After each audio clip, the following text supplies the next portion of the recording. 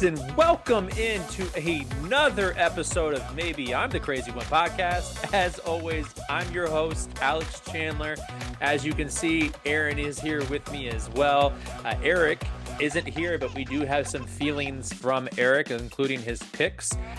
We have an amazing, exciting opportunity as well that we'll get to at the end of the show for all of our viewers. And so without further ado, let's go ahead and get started. Just make sure you like, rate, subscribe, share, do all the fun stuff we ask you to do every day, every week. We're trying to get the show up in subscriber base. We're trying to get the show out there to more people. We believe we have a great show here for everybody. And the more people that watch it, the more money we can make. The more money we make, the better we can make the show. So go ahead and help us out with that. We appreciate you so much.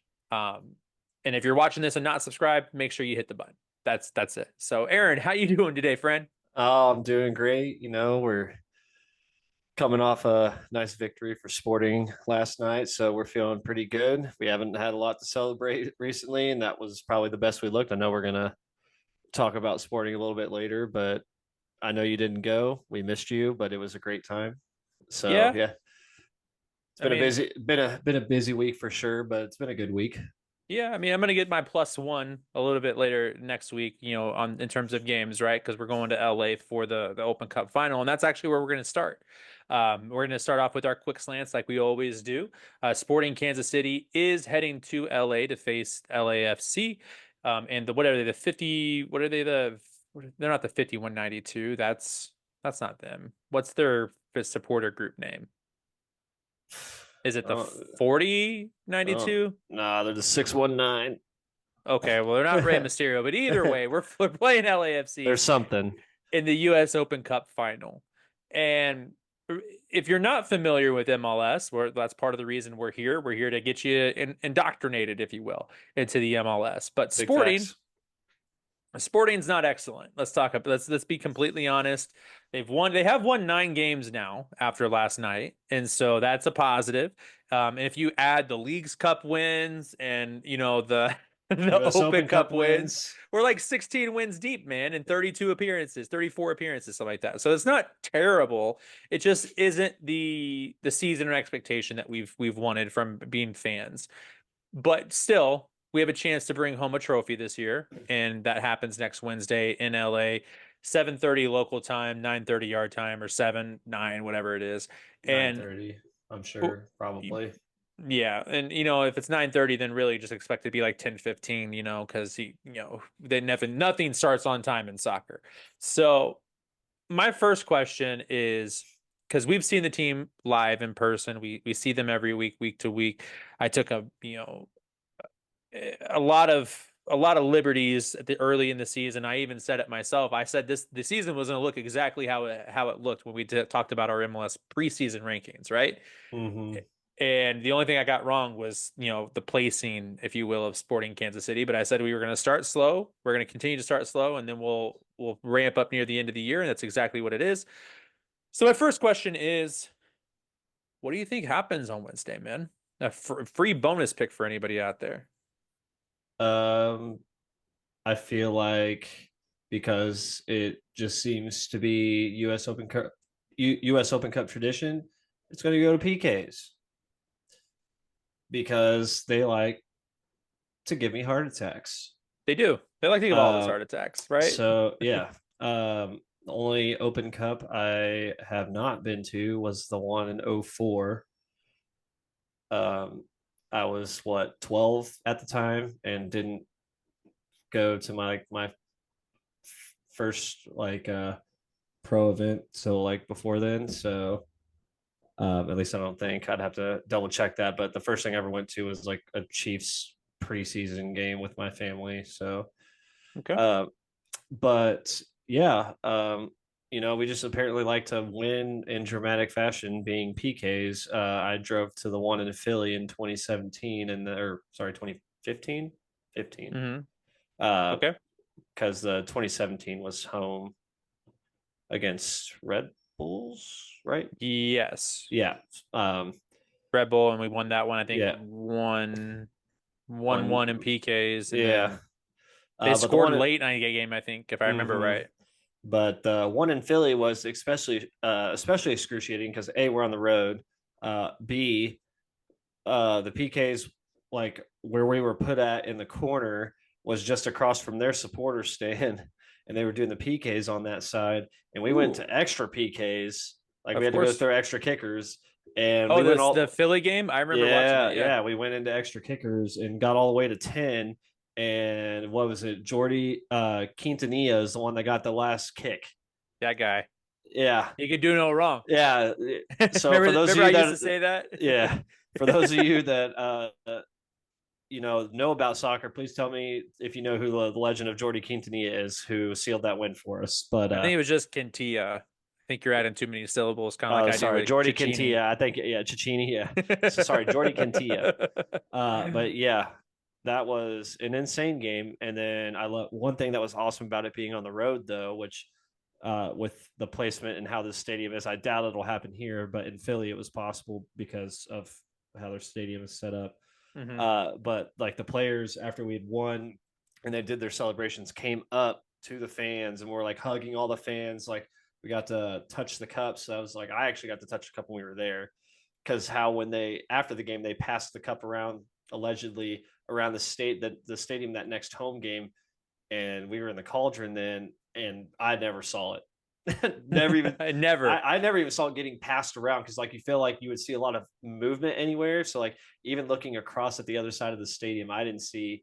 It definitely only stayed on that side of the stadium. And I It was just never like, made it I over. I never saw that. I didn't even see it get passed around. And I was like, well, I got to touch it there, so I didn't really care. Like that was really cool. I remember like I got picked up by Kevin Ellis, like, and he like gave you like this big ass hug, and that was Good really God, cool. Kevin Ellis. Kevin I Ellis. forgot that man existed until you Mm-hmm. just said his name. Worst center Yep. back in history. Hey now, well, I'm Facebook friends with Kevin Ellis. All right, leave me Oh, alone. does he like the podcast? Does he watch the show? Has he said I'll has put him on. I'll put him on. Oh, put him on. Kevin Ellis, I'll, I will rescind this if I look at Aaron's post and you have made any kind of interaction or reaction I to will. him, okay? We can tag him in the next one that we share to Facebook, and we can just put. I can just tag his name in and be like, "Hey, we shouted you out on this episode. Me for And good, the other person maybe for not, but not they're okay, so let me rephrase though, because Kevin for Ellis, ill. that specific season had an excellent season. Correct. And that then led to him getting a contract extension that was very, I don't know, he was like the Andreu Fontas of like this like of that era almost, I feel like, Mm-hmm. where like he was good, but I don't know if he necessarily deserved the contract. And then weird things happened with him in the process of like leaving the team, and that was just a whole weird thing. I remember where like Mm-hmm. we thought he was coming back, and then he wasn't. Then he went somewhere else entirely. Then he was back, and When then he wasn't. played for the Comets. Right, like it was a whole weird thing. And so he's not bad. I don't hate the Mm-hmm. guy. He played well. I just I'm Got exaggeratory. but yeah, I got high fives from B Zeus. Basically, the whole crew, like the whole team, just came through, was just high fiving everybody, like embracing one another, and it was just like a super cool experience. So like it would be cool to potentially like assuming we win, like I think we will, Hmm. because if it does go to PKs, Tim Milia is going to beat whoever's on the other side. I don't care what keeper it is. I don't Any care if they keeper? any keeper. Give me Mm, GK1 all day, baby. okay. Okay. But mark my words, if we go to PKs, we win. If Okay. it doesn't go to PKs, then we win 2-1. Oh, okay. So you just think we win, period. Okay. That's totally fine.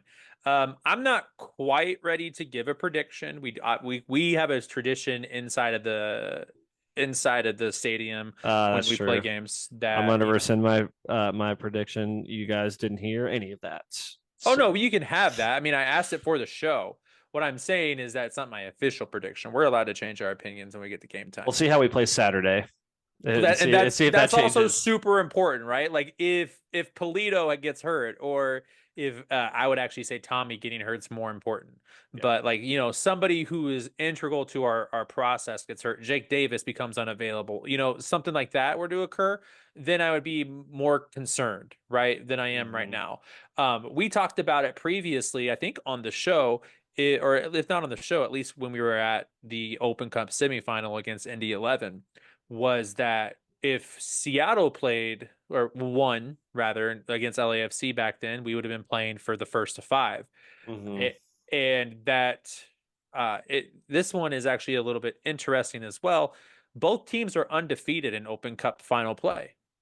It's just that Sporting is 4-0 and LAFC's never fucking been there. That's one, and it was early. We're gonna do it, okay? So that's the biggest difference here. Additionally, LAFC's not super great in finals when Gareth Bale hasn't bailed them out. And so But they do have Carlos Vela now and that's where I was about to go. And so while they don't have Gareth Bale, and they did Olivier just Giroud, resign. who may or may not make his first appearance. Sorry to cut Uh, you off, but no, we'll you're see. good.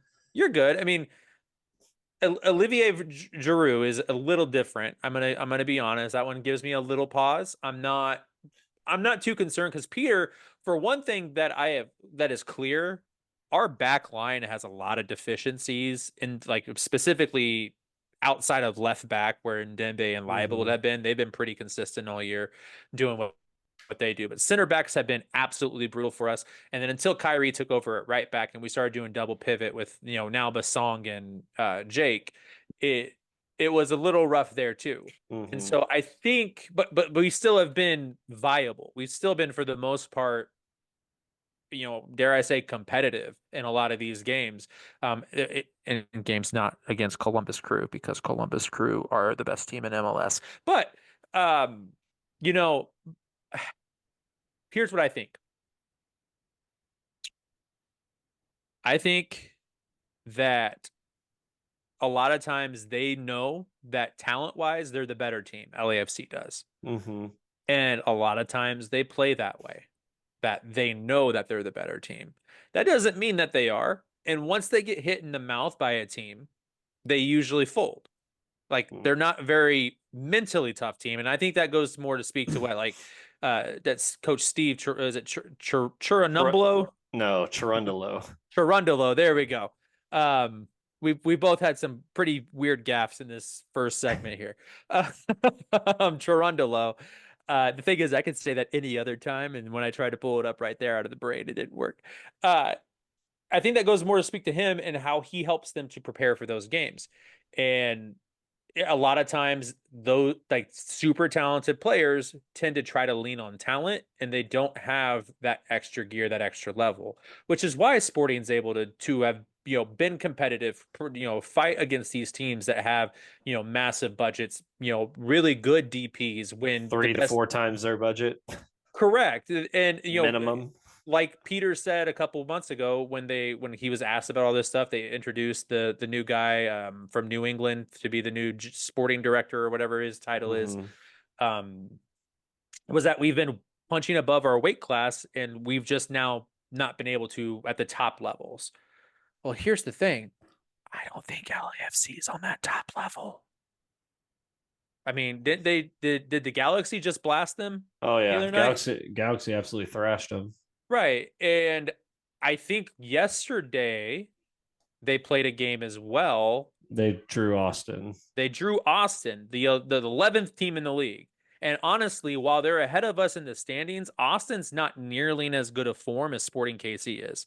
And so, when seven of your 9 wins have came in the last, what is it, 11 games or whatever it is, 14 games for Sporting, Mm-hmm. you're pretty much in good form. You're a top level team. Additionally, as we got yesterday, or after the game, Chad Smith, where is he at now? Is he with? It's not the Blue Testament. That's not. Is it the Soccer Journal he's with? Yeah, I think Soccer Journal. The Soccer Journal, wherever you are, Chad Smith. We do. I'll double check it later, but and make sure we get it right next time. He came out and said after the game that they spoke to Peter, and Peter talked about Polito's knee had been bothering him early in the year, and that he's now finally starting to feel healthy. And like to point out, a couple weeks ago, we told you on the show they should keep Polito and move him to the 10. Well, yesterday, what did he play? The 7. Okay. No, he didn't. He played the 10. Don't mess with me here. Um, clearly wasn't the 7. I had to turn around and I had to think about where's 7 out on the field. He's not the 7. He was definitely the 10, the second striker to the ball. And what did he do? He turned in his best performance of the season. X. And so with Polito coming on, I think that was the right mix of players. Honestly, Mm-hmm. um, maybe bringing Tommy in to start the game instead of who was it, a free on that side? Well, Tommy came in. Tommy didn't replace a Frifa. He replaced Polito. I'm saying Oh, you could put Polito and Tommy up there in that line for the 3 oh, yeah. because they're running the 4-2-3-1 now. Um, I don't know. you could, Free was cooking last night though. Like I just like he was close a lot of times. Like it was kind of like the same thing with oh, who was it? I can't think of it, but oh, it reminded me of like Mohamed Salah against AC Milan. Bro hit crossbar twice, and like literally you're just scratching at the back door, like almost there. And like I felt like that was him most of the night till he which subbed off. right, and it was, but the thing is, that's a lot of times that has been him this season, where Mm. he's had a lot of good looks, but he's not finishing. He's only really finished against lower level competition, I'm and mad. like I'm mad he didn't shoot that one that he basically like dribbled through four guys like on the in line, and then he passed it, and it looked like he could have squeezed that shot to that back bar to the back hmm post. I think it was back post at least, and hmm I was like, oh, if you pull the trigger there, I think that's a goal. I think it's a goal. I think as Shelton was a little bit faster on his one touch in the box from the left side early in the first half, Mm-hmm. that would have been a goal. There's a couple of ones that they left on the table. My point is I think technically Tommy's a better finisher. He showed it off the bench last night, Yeah, scoring 2 goals in 30 minutes. I mean, and he so did get a decent deflection for what was that the second one? I think that hit off the guy's foot. yeah, but I mean, again, he's more of a technical Oh sound yeah, player. no, absolutely. And so I don't have a problem with a Frifa, but like we would need to utilize his minutes in a more impactful way where he can Mm-hmm. go full force and having to potentially, you know, throttle his minutes, if you will. Mm-hmm. I don't know if he necessarily do that. Tommy can play all 90. That's the thing. And then so like the other part of it I would probably flip out, but I don't even know if I want to at this point would be Basong and Voltaire. You could rotate them.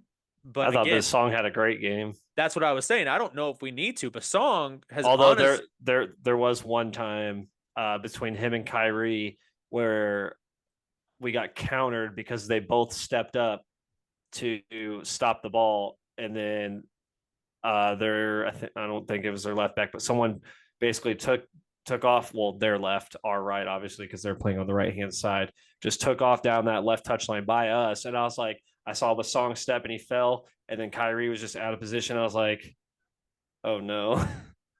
I mean, and that's But gonna that's happen. again that's one play, but like again, they're just Yeah. like I understand they probably like in terms of like playing together, like the two of them, because like the song hasn't played a whole lot, so they probably don't That have was like that the chemistry yet. that Like was in the terms of first that.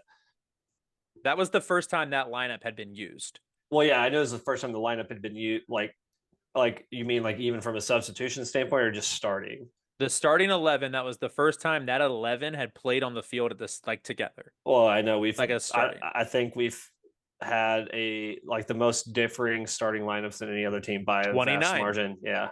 29 different starting But yeah, lineups this like year I in knew 30 overall games. it was like a different starting lineup, but like I'm pretty sure at least at some point, like I know the two of them have probably played around each other on the same side. But again, that's just like again, it's just one glaring like obvious thing that anyone can point out. But like that was just like again, that's just that can be a chemistry and let alone just a communication thing. Like if you see that or just a knowledgeable like oh shit like the song stepped up, I need to go back or vice versa and not both attack the ball and then leave that whole side completely exposed for a counter. Yeah, I agree. So this somehow turned into a preview of the Open Cup final to a recap of the Colorado Rapids Sporting Yeah, Kansas City sorry. game. So we'll go with what it is here. I think that we're gonna win the game. I'm gonna go 2-0 I think I think that we're going to focus on a counter-attacking process. We're going to pull everybody forward for them. We're going to try to catch them out on breaks. And honestly, we've played really well against LAFC in our history. And so, Undefeated, never lost. I don't know about that. I think we've lost a couple, but Not finals. not finals. We're That's what I'm 4-0 in saying. Open Cup finals. This is Undefeated, never clear lost. clearly a uh what's the right word here? Clearly, it is a priority. There's the word for Sporting Kansas City to win this tournament, to be a part of this tournament, make deep runs. On the broadcast yesterday, I know you didn't watch it because clearly you were there. They talked about how for Colorado, it was important for them to go deep into Leagues Cup. And I'm like, you're prioritizing the wrong cups here, guys. And so, Facts. uh, that is what it is. But Eric wanted me, he might still send a video in and it might be spliced in right here. But we got to talk about Eric's feelings on Alan Pulido because he had some really heavy conversations to talk about in episode 3 about Alan Pulido specifically being quote unquote washed in trash and no good no more. You know that I didn't say that because that's not I didn't proper say English. that. So, and that he should be cut immediately. And I just want to know, Eric, do you still feel that way? Oh, Because here's the thing, you know he's gonna say yes. he's going to say yes. 100%. I talked to him because I had to get his picks, and then he also gave us he gave me the topic for Chandler's charts that we're going to do here Mm-hmm. in a little bit. And his feelings have not changed. Even though he scored 3 goals in his last 3 games. Probably even said that he played terrible last game or He last night. said he got lucky, is what he said. And I asked him if he watched the game, and he said no, I was hanging a wall.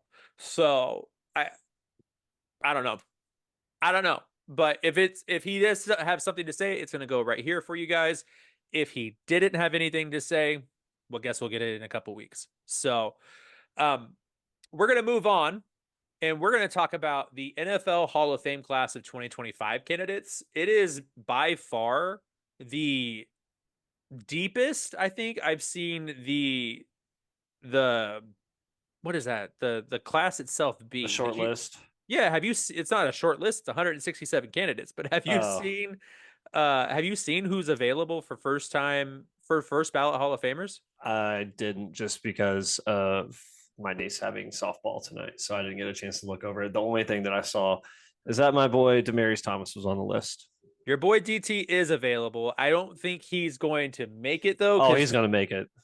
here are the guys that headline the 25 players that became eligible for the first time this year. Demarius Thomas. Julius Peppers, Andre Johnson, Dwight Freeney. Wait, hold on. These are actual people that got inducted this year. Hold on. I am looking at the wrong list. These guys actually made it. Of course, he doesn't have a chance to make it for last year. 2025. Here we go. Eligible players for the 2025 Football Hall of Fame. It is so sorry. This is terrible viewing. Let's see. First time eligible players include Eli Manning. That's a lock, I think. Yeah.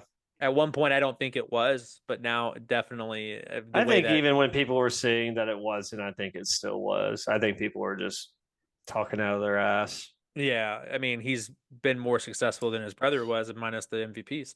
Marshawn Lynch is available. That might be one. He had a really great career. Uh, Luke Kuechly. Hmm. That's gonna happen. That's I gonna can't. It's happen. been that long because how long do you have to wait till you can get in? 5 years. It's been 5 years since Luke Kuechly played. That's Holy what I said shit! too. That's what I said too. Adam Vinatieri. It's gonna make it. I feel like he's been out of the league forever, but he also played forever. It's ironic that him and Kuechly left the same year. Marshall Yonda, It's a name I haven't heard in a while. offensive lineman for the Baltimore Ravens for a long time. Mm-hmm. Maybe the best right guard in NFL history, if not one of the top 5 in NFL history. So he's probably a lock. Uh, Terrell Suggs, Oh yeah, he's locked. Yep. Um, and then let's see here. There's also players that missed the 2024 group, like Antonio Gates, Reggie Wayne, Oh no. Jared Allen. So and only five of those players get to make it because then there's the coach, there's current, I think it's what is it, NFL contributor now. So like Bill Belichick would be eligible Hmm. for that 1 and 2 years, I believe, and then ownership group, and then there's the legacy guys. So 8 guys go into the hall or 9 guys go into the hall 1 year, but only five of them can be from modern era, quote unquote. And so DT is also one of them. You are absolutely right, And right but he is. it's almost like sporting Kansas City's chances to make the playoffs. He's there, they're there. I don't know if he has a really good shot to make it though. I would say more along the lines of Sporting winning a trophy this year. Oh, that's guaranteed. I don't know what you're talking about. Uh, so now somebody who might be getting a trophy this year, more than likely will be, depends on what happens with the kid out in San Diego, is Paul Skeens, right? Is so it's early in this show, but we're gonna have to shout out Chris. Shout out Chris. So because earlier in the season when Paul Skeens was called up by the Pittsburgh Pirates, we got really excited about it. And We did. we were like, hey, Paul Skeens was called up. And our buddy Chris, who's a huge Major League Baseball fan. And so if and when we talk about the playoffs, he might get a shout out. He might get asked to come on. It depends on if he watches this episode and says something about it. But um he told us that he didn't like that they were calling him up and that he needed more time in the majors, or not the And majors, the the minors, miners. and that they're going to ruin his arm. Well, he's now done for the season. He pitched over 100 innings this year, went 10-3 with the second best ERA at 2.03 in the National League, and he helped the Pittsburgh Pirates be viable for the playoffs. And so my real question to you, because clearly Chris thought his ceiling was, I can't even think of a comparable person to it. It wasn't like a Miguel Pineda. That's who it was. Mm. That's who his comp probably was at that point. What's your thoughts on how high his ceiling could be? Um, I don't know if I have a player in terms of like comparability. I mean, Because when we were talking about it originally, I brought up Steven Strasburg with the Nationals minus all the injuries. And he was like, yeah, that was the problem with the Nationals. They just drew him into the ground. I'm like, or Strasburg was just an injury prone and player. he was injury prone. Like there was no getting around that. Like, I mean, oh, might get flamed for this, but we could have Randy Johnson potential. Okay. I don't think I'd get flamed for that. I think he has that potential. I'd agree. I would say he Like doesn't if he have. stayed, like obviously health is going to be number one above anything else. But like, why not? This is his first year and he already did this. Yeah, there was a stat I saw after his appearance on Saturday against the Cardinals, which they lost 3-0, I believe, is what it was. He had thrown 97 pitches that were 100 miles an hour or faster Mm-hmm. on the season, and he hadn't played the whole season. The next closest number was 37. Oof. And so he's a flame baller, and he clearly is unhittable based upon his ERA. And so I don't think that's a bad comp. I think, going Roger Clemens or Nolan Ryan might be a little too far. But, going to maybe Randy Johnson, maybe John Smoltz, Tom Glavine, those are guys that I Mm-hmm. could see. Greg Maddux, he Greg has that Maddox. level of potential. And so, we don't talk about baseball again a lot on this show, but I think his potential is absolutely high, and I think he deserves to have those accolades. He was at one point in conversation for National League Cy Young Award winner, and Mm-hmm. so that's just clearly going to be on the horizon. He's right now, to me, he is the Major League Baseball's version of Luka Doncic. He's an excellent player that can lead his team, MVP level caliber player. Just got to see it, actually materialize into something. And so But let's also talk about what seems to be the Major League Baseball's version of LeBron James, the greatest baseball player of all time. That's Shohei Ohtani. Tonight, right before recording this, Shohei Ohtani had the most bizarre stat line in a good way that I may have ever seen.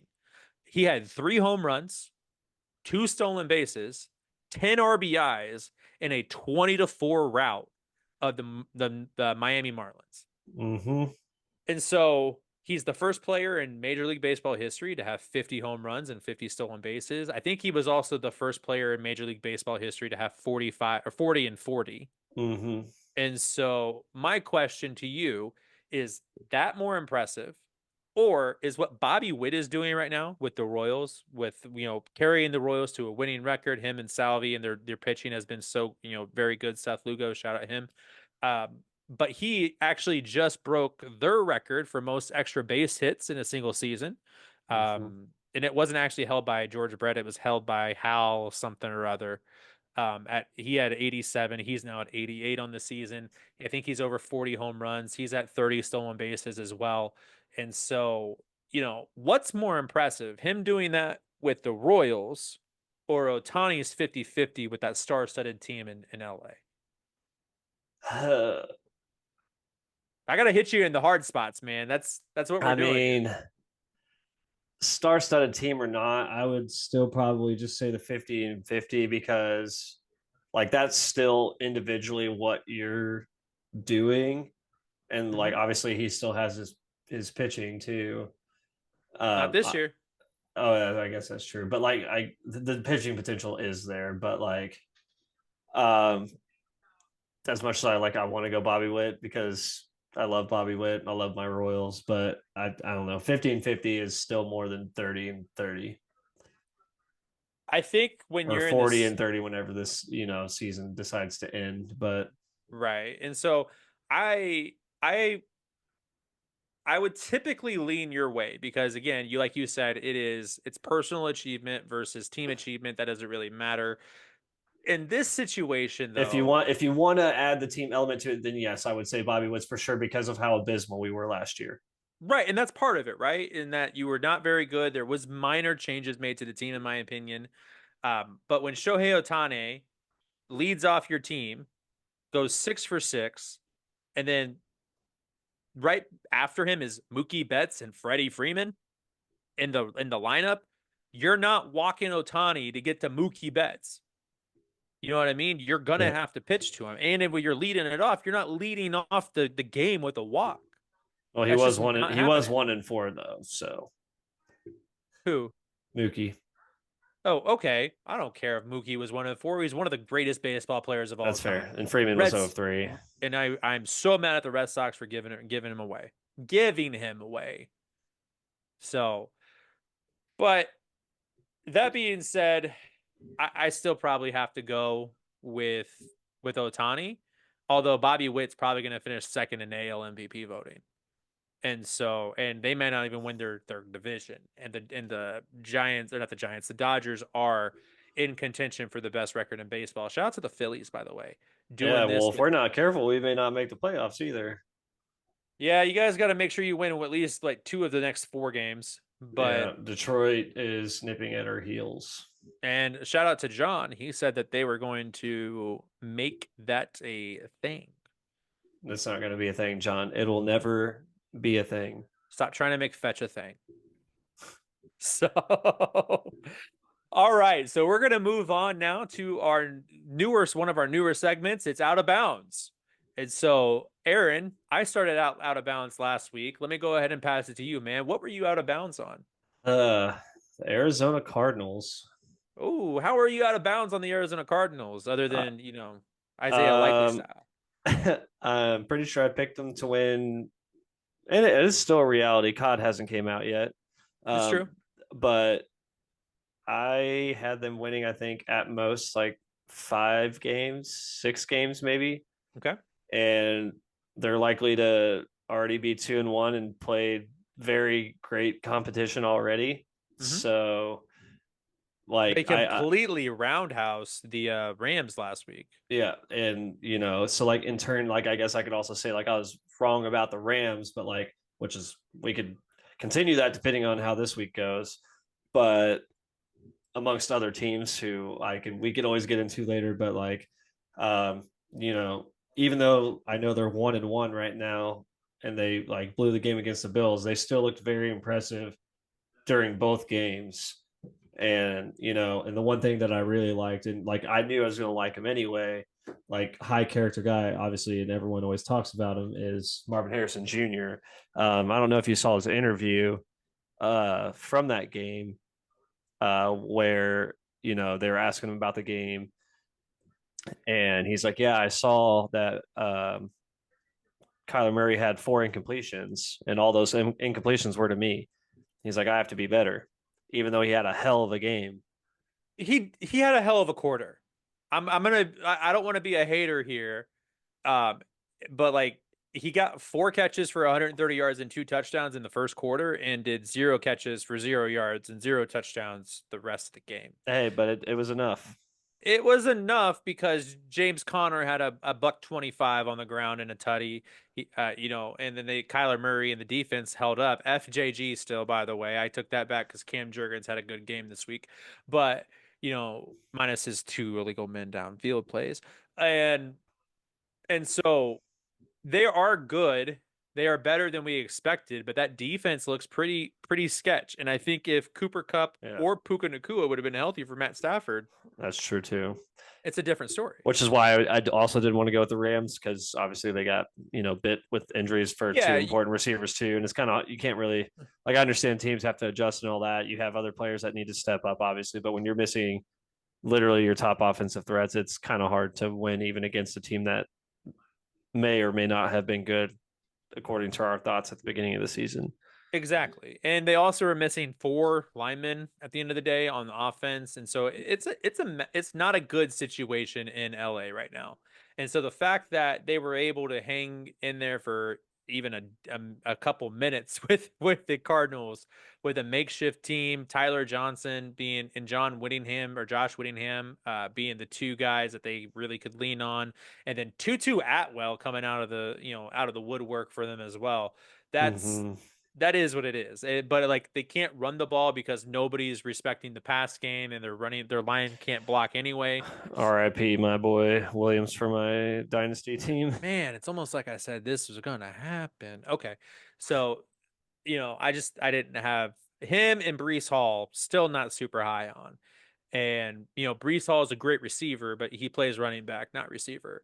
And so I still feel that Brees Hall sucks.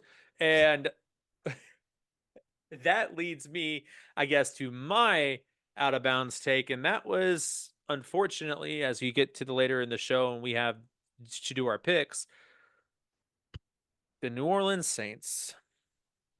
So I don't know if you've seen this stat. Every single one of Derek Carr's drives this season has ended in points. And that's the ones that he is in because he didn't finish the game against the Panthers. And so there were some drives there that they weren't. But the last 15 drives, I think it was like not 13 touchdowns, 11 touchdowns. No, sorry, 9 touchdowns and six field goals.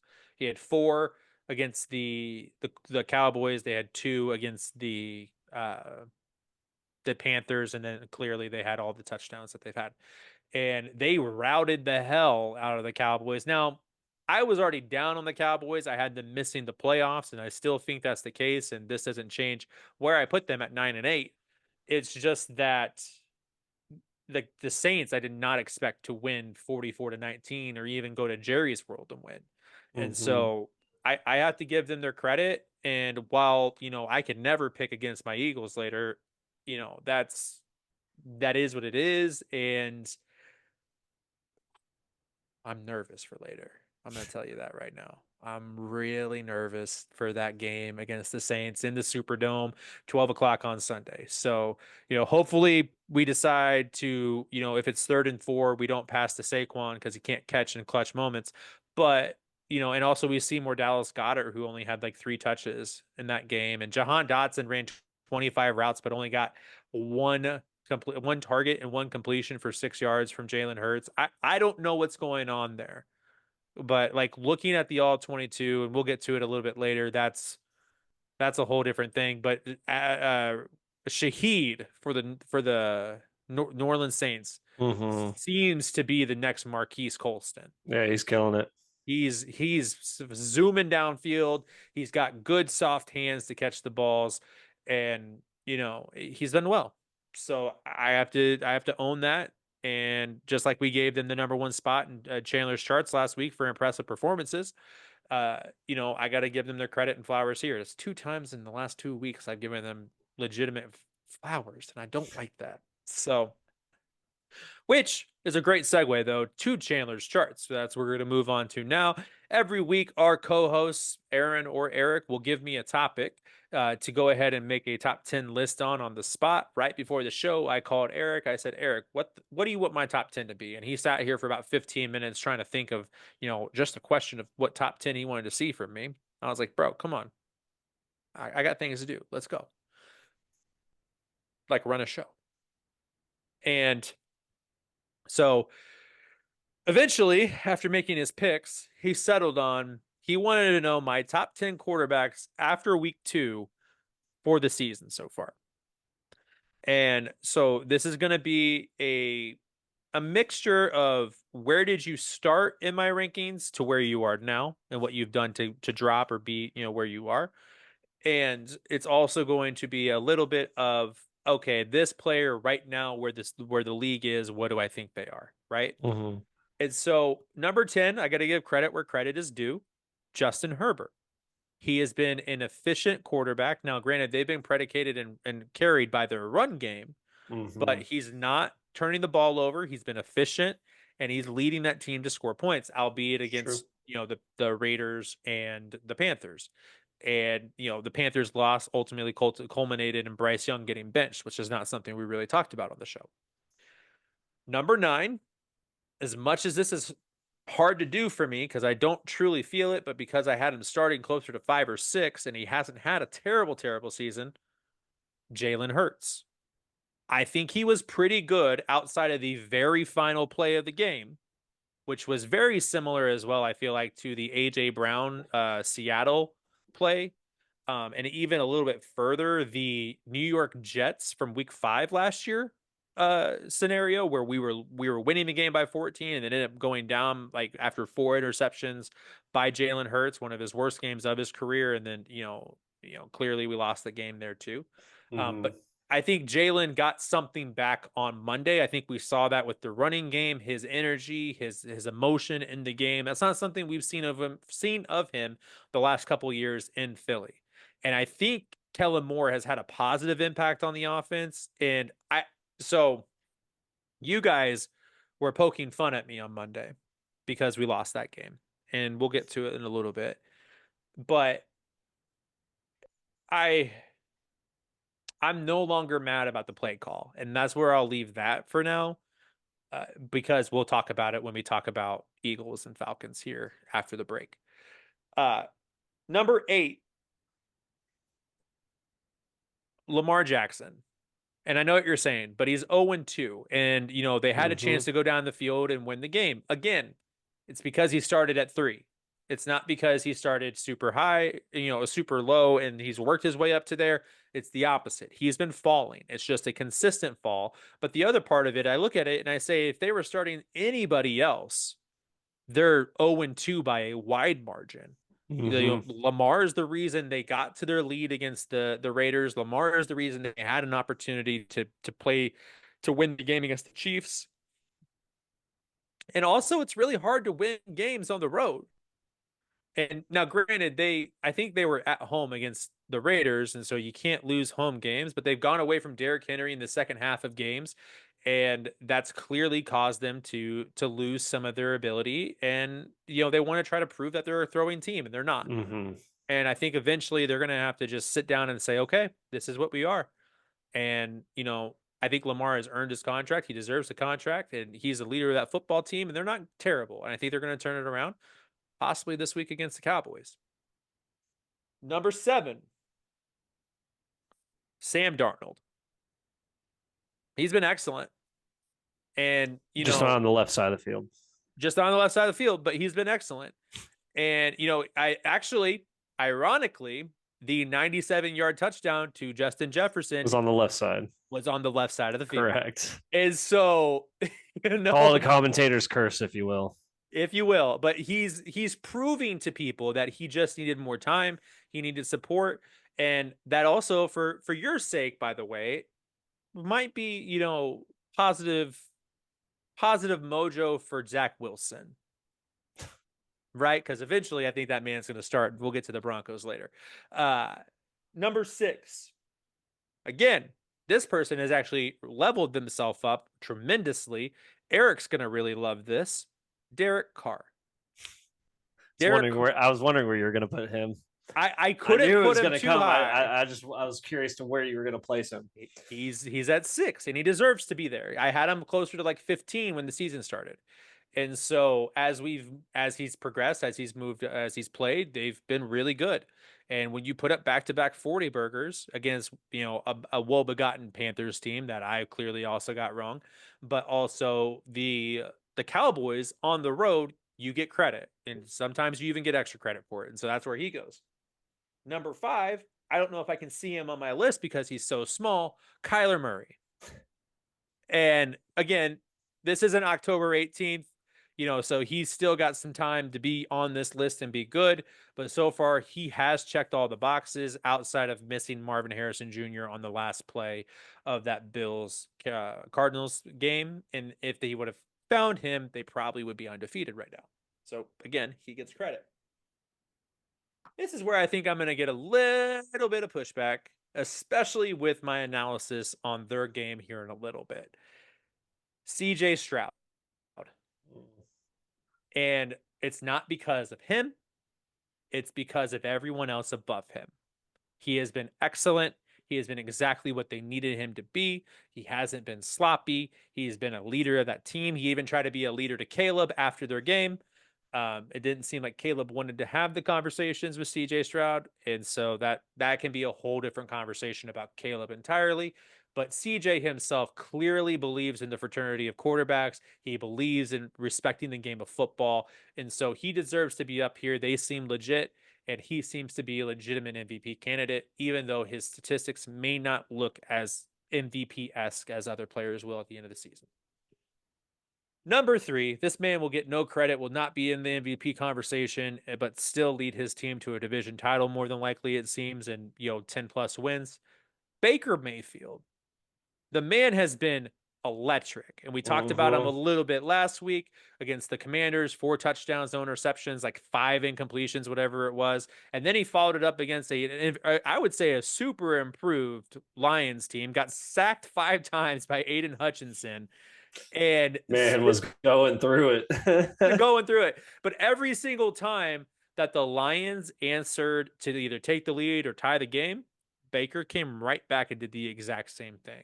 And if they would have taken the lead at the end of the game there, when I think Goff missed somebody again, deep downfield, then I think Baker, even no matter how much time was left, was going to be there. And it proves, again, just like with Sam Darnold, you get the right situation, you're going to do really well.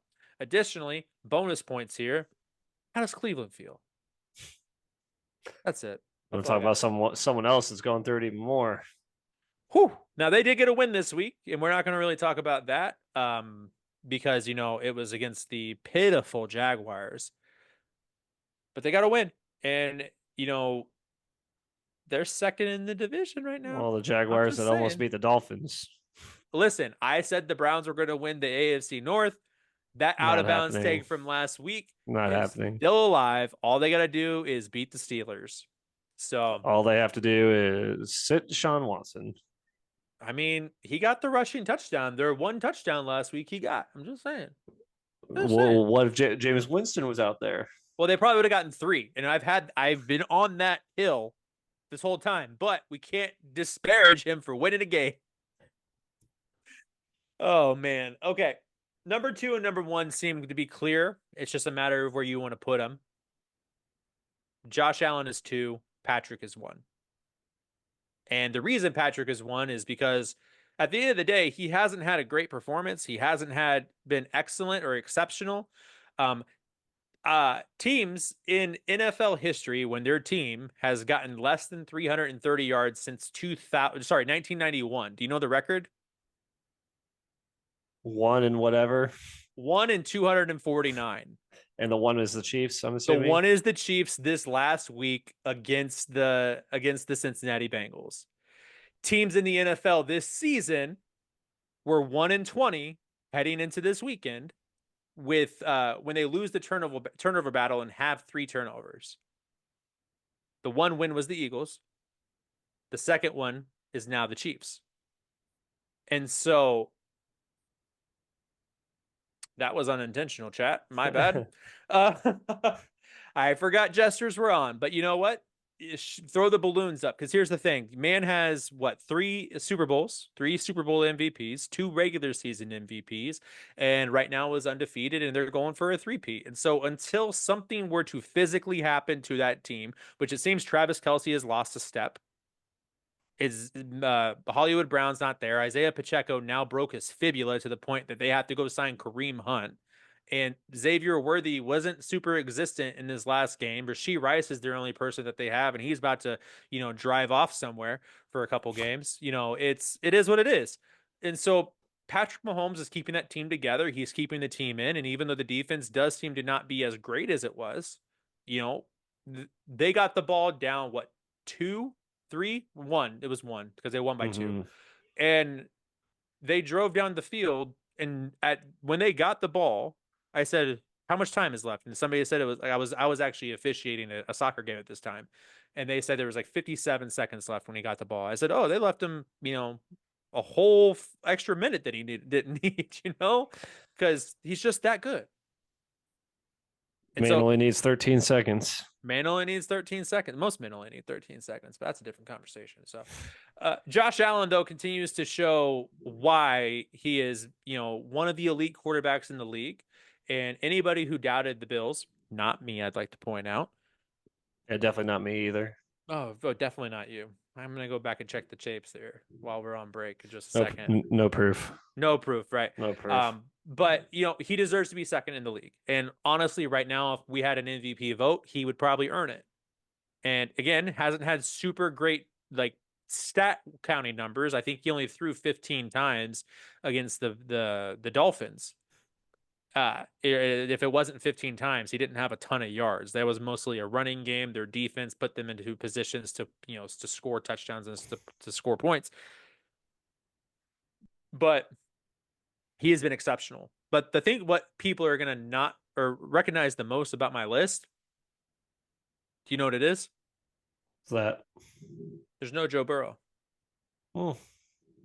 I don't think Joe Burrow right now has been a top 10 quarterback. I think his first game against the Patriots was putrid. No, that was terrible. Very bad. And even in a loss, Jalen Hurts looked better than he did in a win. But wait. Oh, that's right. Joe Burrow is 0-2. Next subject, please. And so to correct you, it was 19, so you were close. 19. Okay. It was 13 of 19 for 139 yards. Right. He didn't have a bunch of yards, but they were efficient. They scored 30 points again. And, and their defense, like I said in the off season, when we were doing our preseason predictions, it's, everybody wrote them off because they lost Jordan Poyer. They lost Micah Hyde. Von Miller's 35. Who are they going to have? Matt Milano got hurt, One might say James was also cooking. Yeah. And the thing is Welcome for that. He's a 3-star Michelin chef. James Cook is, and so maybe, just maybe, the Bills were not cooked outside of their running back position.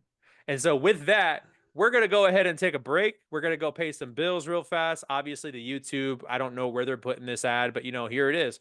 And so we're going to take a break real quick, and we'll be right back. I'll go. What up, guys, and welcome back into the second half of our show here. We have a plan. We have a goal in mind, as always. It's a 40-minute second half. We're going to see if we can get there. Sometimes we go into overtime like we did last week, but that's okay. And so we're going to see how close we can get to that 40 minutes. Again, thank you for tuning in, sticking with us here. Again, at the end of the show, there is going to be a exciting announcement that we're doing here at the show. So go ahead and keep tuning in to the end of the show here, and we'll get you that information. But right now, as we have the last few weeks, and really until basketball season starts, is probably how long we're going to do at least this portion of how much we're doing is the week two recap from our picks. Clearly, there were some good games out there that we didn't actually ended up picking. And so those are going to get, left on the back burner. We're talking about you, Colts and Packers, but, and that's mainly to protect my Anthony Richardson takes. But we're going to start with Thursday Night Football, Bills versus Dolphins. By the time this show came out, that game had already been played, or previous show had been played. And so we got to know that the Bills absolutely dismantled the Miami Dolphins, and it was before Tua got concussed for the fourth time or third time, however you want to look at it, third official concussion in the last, I think it was 22 months. It is his fourth overall concussion because he had one at Alabama as well. And if you really want to talk about it, it's his fifth concussion because the fifth one was the back injury that started it all 2 years ago. And we wanted to respect what Mike McDaniel had came out and said immediately after the game. Like, look, I care more about him as a person, not as a player. Right now, the player part of it doesn't matter, and 100% agree with that, Mike McDaniel, and that's why we were ready to let that really part of it go. And then on Monday, Tua was like, "I'm not retiring. I'm coming back and playing." And so, since he opened the door to the player portion of it, I guess I want to open it back up to you. And it can be on the person side, it can be on the player side. It's completely up to you, Aaron, how you want to answer this. But what's next for Tua and the Dolphins? Uh, Obviously, when it comes to concussions, we're still learning slash have a lot to learn. It seems about the effects of concussions and CTE Hmm. down the line. Obviously, like prime example, and you never want it to go down this way. Is just like look at Antonio Brown. Like he, like people when it came down to him said like he basically hasn't been the same since that hit that he took from Vontae's Burfict. Hell, he says he hasn't been the same. You know what I mean? Like after the Yeah, hit came out, he said something about it. but like obviously like every person's different and everyone's body like responds differently. Mhm. But like from a person perspective, I fear for him because he does have a family to take care of, and like I understand that this is like your livelihood, but I'm sure if you ask anyone about just like if I were to go talk to my wife and be like, hey, I'm gonna go make this amount of money and in this many years, but I'm gonna have this many concussions. Like obviously, someone doesn't know that they're gonna get concussed playing, but in football it just seems to happen. It's a matter of usually when, not if. Mhm. Um, if I were to propose those two questions of I can do this, but I'm gonna have these many, like during my career that I have here, I'm gonna have this amount of concussions, or I do this job and have none. Mhm. And if that number was up to 4 or 5, she'd probably say, no, I'll you can just do that job, regardless of what that pay is. Yeah, on top of that, if the job that you because here's the thing, if Tua were to retire, he's not going to go work at Kroger. Right. He's not going to be a Walmart greeter. He's going to sit at home or he's going to be an analyst. He's going to do a different job. And now, granted, Tua said he's coming back, and so we have to respect his decision at that point. But if Mm-hmm. he didn't take another snap of professional football, he already had $170 million guaranteed in his contract. Mm-hmm. And, at the end of the day, I don't care what that does to the Dolphins cap. And honestly, I don't know if there's 31 teams that would be upset if the NFL came out and said, you know what? You don't have to put that number against your cap. You Mm-hmm. know, I think everybody would understand the reason why he retired and the reason why we would need to do that. And I feel for him. I feel for his family. I think it's a Mm-hmm. very, I know it's a hard decision to make, but it's kind of a selfish decision to make to come back. Mm-hmm. And, you know, you've torn your ACL, right? Mm-hmm. Is your knee the same? Nope. No.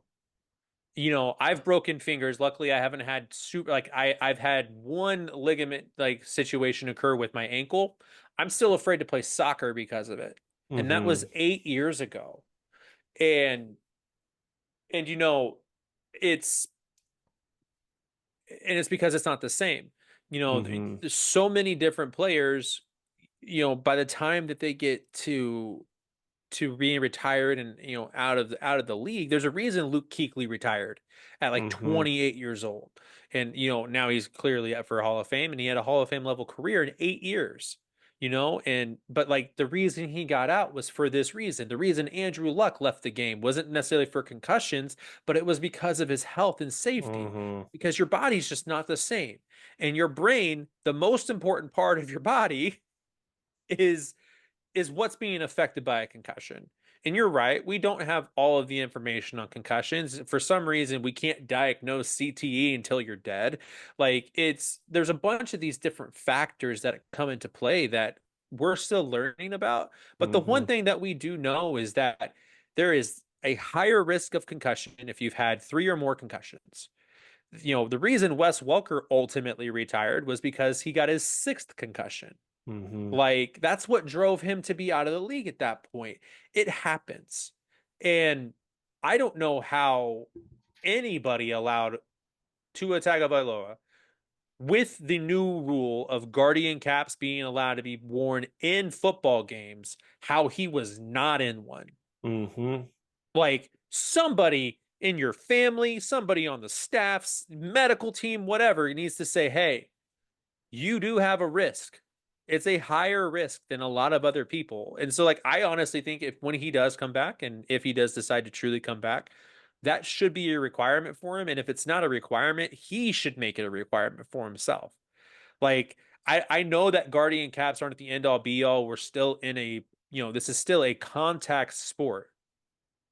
But, you know, you got to do something to protect yourself. And the numbers are there. I think it's like a 70% drop in Mm-hmm. concussions when everybody started wearing guardian caps in the preseason. And now, granted, nobody wore them during games, but they wore them during practice. And we saw decreases in that in the stats in the data come down in a small sample size. And so I just, like you said, I feel for him. I feel for his Mm-hmm. family. I feel for his friends on the team and his friends in real life. It would not be a situation I'd want to put myself in as a head Nope. coach, but like somebody's got to have a legitimate conversation with Tua and say, "Look, I get it. I get you want to do this. I get this is what you know, but is it worth it?" Because yeah, It, then you're going to end up spending that 160 million to literally just take care of yourself. mm-hmm. You're not You even know, going to get to use that for what you would hope you would get to use it for. mm-hmm. You're going to be using it for medical bills in your future because your body's going to quit functioning like it's supposed to. And I hope that doesn't happen to him, Mm-mm. but It's highly probable. just looking at the track record of people that have had that amount, Mm-hmm. it's numbers are not in his favor. And I hope it does work out in his favor because obviously, like, I would never wish ill will upon, I would never wish Anyone. CTE upon, or like that kind of brain trauma upon literally the person I hate most on the earth. Like, Right. It's one of those things that, like, for example, there was that story we talked about, I think a year ago now, where Drew Brees said that he couldn't throw the football into his backyard with his kids because of how shot his arm is. And I bet if he could go back, and granted hindsight's 2020 and all that fun stuff, if he could go back and redo the last 3 years of his career before the shoulder injury occurred mm-hmm, near the end of his career, he wouldn't do those years. Because one, Tom broke every record that he set. So it doesn't matter about Mm-hmm. holding the record. He doesn't have it anymore, and Patrick's going to pass him in short order. And I imagine CJ Stroud or somebody else that is still up and coming will be on that same position too. And so, what are you really protecting? Because it's not a legacy. Let's be completely Mm-hmm. honest, Tua. You're not going to be the greatest quarterback in the league. You're not going to probably even be top 10, top 25 of all time. Like to be completely fair and honest, and it Be sounds rude, transparent. right? It's You're not going to be remembered even as the best Dolphins quarterback. I would honestly at this point still put Chad Pennington over him.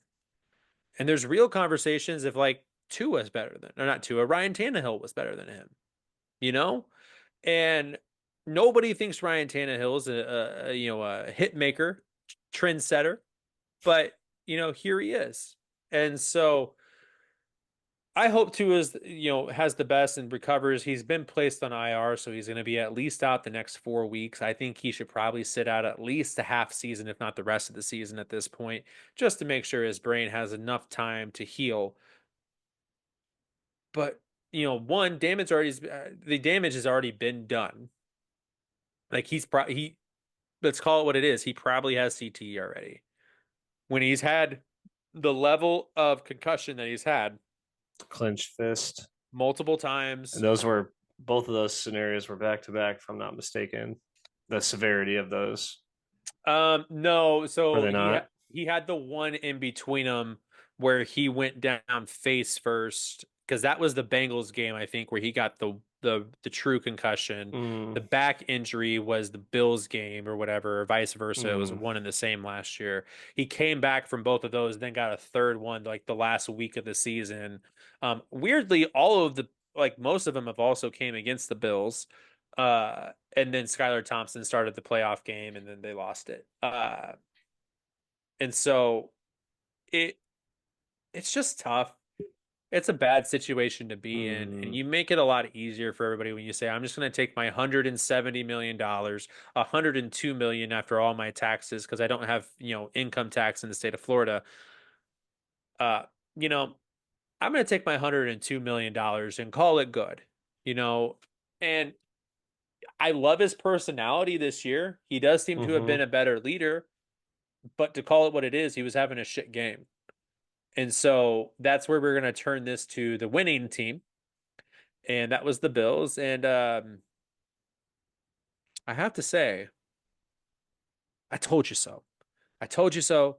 I told you so. The Bills are going to be fine. I mean, I can pull up. Did you have him in the playoffs? Oh yeah, 100%. Okay, let's just double check these numbers here. I got it right here for you. Aaron's playoffs. He had Kansas City, Baltimore, Houston, Miami, Cincinnati, not San Diego, Los Angeles, the Chargers, and Indianapolis. Hmm. Hmm. Hmm. And I think you had them behind the Jets, if I'm not mistaken. By half a game. Well, first off, I don't think they're going to be behind the Jets. Jets are terrible. Tonight But, they weren't. well, we don't know that yet because we have to make our picks still, sir. So far, they haven't been terrible, but we're going to make those picks here later. But what I know is that you and Eric didn't have them in the playoffs. I did. And now, because of the Tua situation, I'm allowed to remachinate my playoffs a little bit. And I would say that the Bills, who I had second in the division, are now going to be the number one team in the division. I like Skylar Thompson. I just don't think he's good enough to win a division. And so I'm going to take them still second over the lowly Jets. And, I think they're going to lose against the Patriots tonight. That's an early prediction. So, Well, at least I didn't have the Dolphins as my 2 seed. yeah, you had them as what, your 3 seed? No, 4 seed. You had them as the four. You're right. So I guess that's fine. But, I think, again, their demise was over It's exaggerated. it's right now. It's still not looking good though because I had Baltimore too. So and they're 0 Yeah. and 2. Yeah. And we are going to get to that game here a little bit later. It's one of the ones that we're going to pick. Um, but that's a really big game for both of those teams. Mainly because in the last 2 years, the Cowboys haven't lost at home until, obviously the Saints. And I guess the Packers last year in the playoffs, I guess technically count, but we're talking Hmm. regular season here. And meanwhile, this is the first time that the Ravens have been 0-2 since 2015. And I don't remember the last time that the Ravens were 0-3. Same. And so that's really tough. And so they're going to have to figure that out and figure it out in short order. So um, one team that also needs to figure out some stuff in short order is the New England Patriots, which is the second half of the teams we were talking about tonight. So their run game seems incredible. Their defense seems really good. Stevenson popping off. I mean, and I would Christian know Gonzalez. he's on my dynasty. I would know. Christian Gonzalez has been locking down number one receivers all like his whole entire career too. And so, granted, he had that shoulder injury last year, and so he ended up missing like the last 14 games of the season. Um, but if you go look at his numbers, he's held Jamar Chase in check, he's held AJ Brown in check, he's held Amon-Ra St. Brown a little bit in check.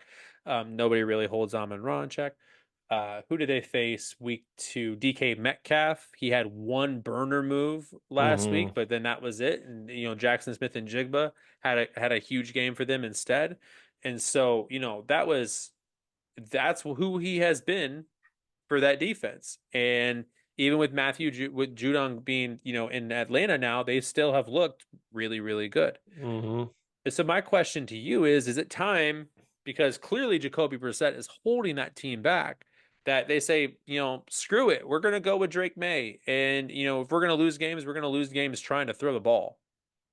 Because I personally think he probably needs to do it. He needs to play. I mean, if your mindset is to get him real game experience instead of like developing via other means, and by all means, go for it. I mean, if you're not worried about winning or losing because you don't think either of them are like poised to take that step right now, and you feel like he's going to benefit Drake. When I say he, sorry, Drake May. That way we know which quarterback I'm talking about. Will benefit more from actual game experience and go for it. Like, what do you have to lose? Right. And I mean, again, you're right. What do you have to lose? Because I mean, you are 1-1. I mean, I know the NFL came out and said that they should be 0-2 technically because of the whole Correct. Mike Gesicki thing, which I think I also saw that from an un unverified account That's is the best way to yeah, put it. unverified source basically. Yeah, that My means source, I told like, trust me, bro. yeah, it's basically what it feels like. But either way, it is what it is. And they also ran into what seems to be a really good team and at least a really well coached team with the Seattle Seahawks in week 2. And so Mike McDonald's now 2-0. He's one of the youngest coaches in the NFL. I think we both had him pretty low in terms of the standings Third, preseason, right? third for me. Right, but we were also thinking that the Cardinals were a bad team too, so that is what it is. Minus Eric. Shout out to Eric for thinking that. Now he also had them going 15-2, so that's also insane. Yeah. But, I you know, did we underestimate him as a coach? don't know if it's more so him or the team. Well, I mean, he has that defense playing really well. He does. Geno Smith isn't turning the ball over. He's been efficient. But was the defense not playing well last year? No, I mean, it was I mean, if they're playing okay. better, like obviously they're playing better than what they were, but like I wouldn't say that they were exactly bad in terms of defense last year. No, they had some guys, but like, was it Devin Witherspoon was a rookie. Hmm. Um, Reek Woolen took a step back last year. Boye Mafe was a rookie. And, Jackson Smith and Jigba wasn't, who he is now. Jack Charbonnet was ass as a rookie. And he had a really good game against the Patriots in spot duty for Kenneth Walker, who was out with an abdominal injury. And so, there's some value there that you're talking about where like, is it the Hmm. team or him? But, at the end of the day, as we see with other games, coaches matter. And, I mean, as of right now, like at this point in time, I guess I could say I probably underestimated them at least to an extent. I won't say like I full blown just like because I didn't think they were like a terrible team. sure. Like I'm pretty sure when we made our seasons, like our week by week season selections earlier, Hmm. I'm pretty sure I still had them winning 9 games or 8 games. So granted, yes, they already have 2 now, but like, you know, teams also go on runs or go on droughts to where they don't win. So again, depending on how the season shakes out, but at this moment in time, you could say, yes, I did underestimate them. Now, whether or not that continues, we will see as we get further into the season. If we get to like, week 13, and they already have 8, 9 wins, then they're already past what I got. And then if they get, 2, 3 more wins to finish the season somehow, depending on what happens, then I would have taken that as being wrong or underestimating both Mike McDonald and the Seahawks in general. Yeah, yeah. I I don't There's think levels I to this. Yeah, I don't think I underestimated them. So I think that, like you said, they are a good team. They have good players. They have smart players. That's important. Players that want to drive, want to be great.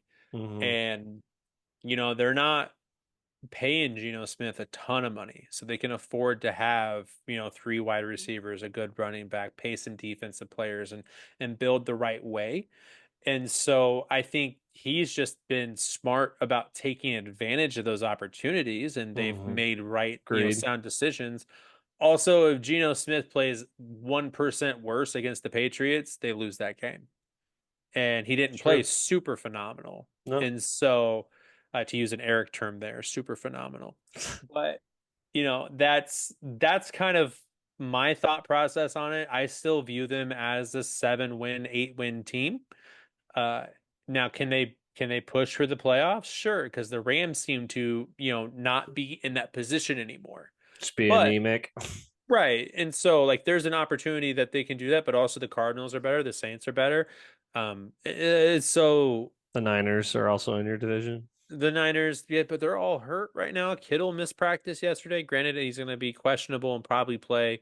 Um, Somebody else missed practice this week as well, other than Debo, who's out for a couple weeks, other than Christian McCaffrey, who's already on the IR. So, you know, it's going to be interesting to see Jordan Mason, that's who missed time this week. Jordan Mason missed a little bit of time with a hamstring, I think. No, sorry, Travarius Ward. It was Travarius Ward Yep. Yep. missed time with knee and hamstring injury in camp, but they're expected to play. And then George Kittle also missed yesterday with a hamstring, or today, how are you going to look at it, with hamstring injury. And So they're like Sporting of last year or the year before, and just a bunch of hamstring injuries. every year it's a hamstring injury. What are you talking about?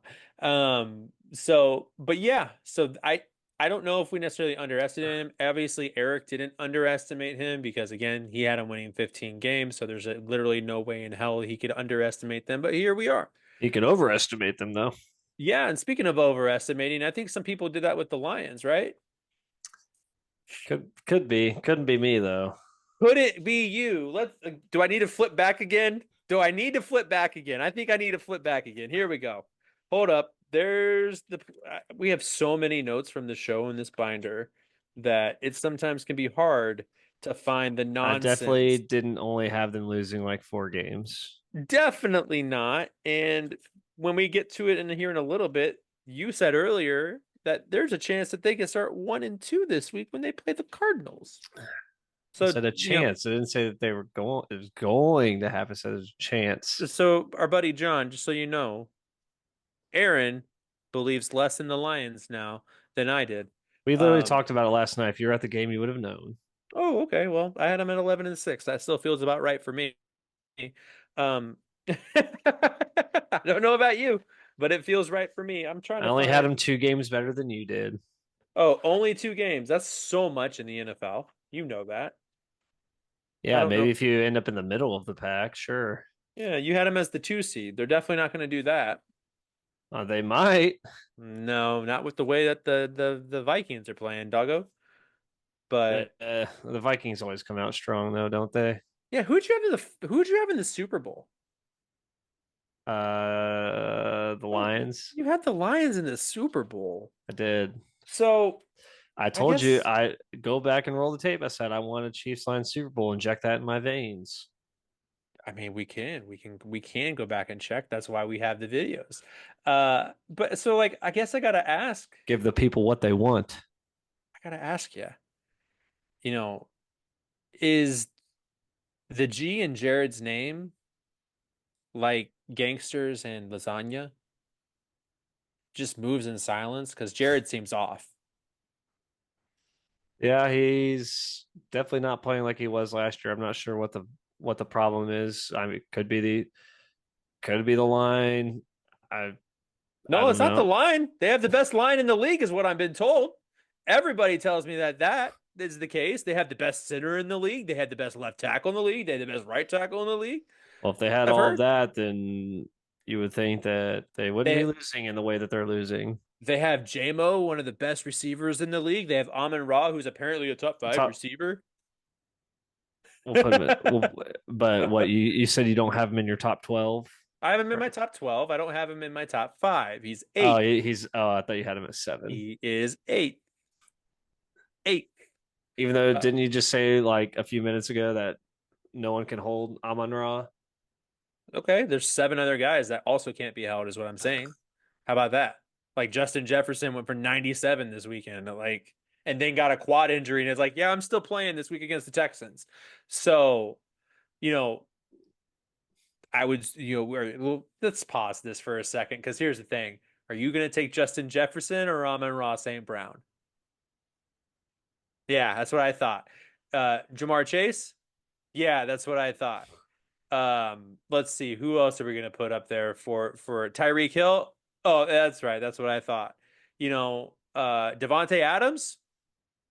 Uh, Right now I might take him over Devontae. Devontae had a really good game against the Ravens with Gardner Minshew as quarterback. I'm just saying, CeeDee Lamb, who you taking there? I'll take CD. Oh, okay. So we're already at five, and I didn't even get to I my didn't put guy. him in. I didn't put him in top 5. I know you didn't. I I know said you didn't. 7. And I said eight. That's one spot above you. Right. And if you said that AJ Brown was lesser than Amon-Ra St. Brown, we're gonna fight. I I'm just mean, putting it out there.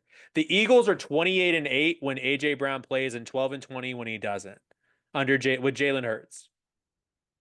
I mean, They average 28 points a game with AJ Brown. They average 15 points a game without AJ well, Brown. maybe AJ Brown should just play.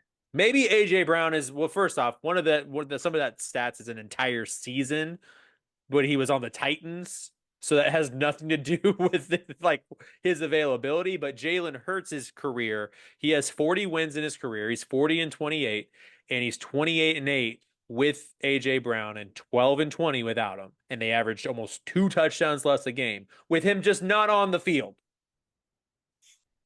That's all I'm saying. I know you can argue that Amon-Ra doesn't have a lot of statistics with Jared Goff not on the field. If you Because put Amon Ra on the Eagles, does he not supply the same thing? no, Mm, nope. And the reason why is because what part of what AJ provides is the strength. He adds the strength plus the speed. Like his physical intangibles give him an edge over Amon Ra. Amon Ra is a more technical receiver. I will give you that. He is a I'll give better you a physical technical intangible. receiver. But there is nobody that is as big and as fast as AJ Brown in this league. Not even DK. Sorry. And when you're the best at physical attributes, period, you have to be above other people that have similar skill sets. And so when Amon Ra has a 97 catch and AJ has a 94 catch, I'm going to go with the guy that has 99 fucking physical intangibles. That's two. And, the other guy has 87 physical intangibles. Let's be honest. Amon Ra is not a big dude. He's not a tall dude. And he's also not really a fast dude. He's a shifty dude with great hands. Still, dude. But also, because John and I went back and forth, I don't know if he told you about this, for like 4 hours one night Oh after God. the Rams game. about AJ and Amon Ra, and their stats are literally identical, like down to the T, like per game for the most part. Mm-hmm. And so it's almost impossible to actually differentiate the two. I have AJ at 6. I have him at 8. I don't remember who I had at 7. So it sounds like you should move him up to 7, like where I had him. Well, hold on. If you want me to do this math real quick,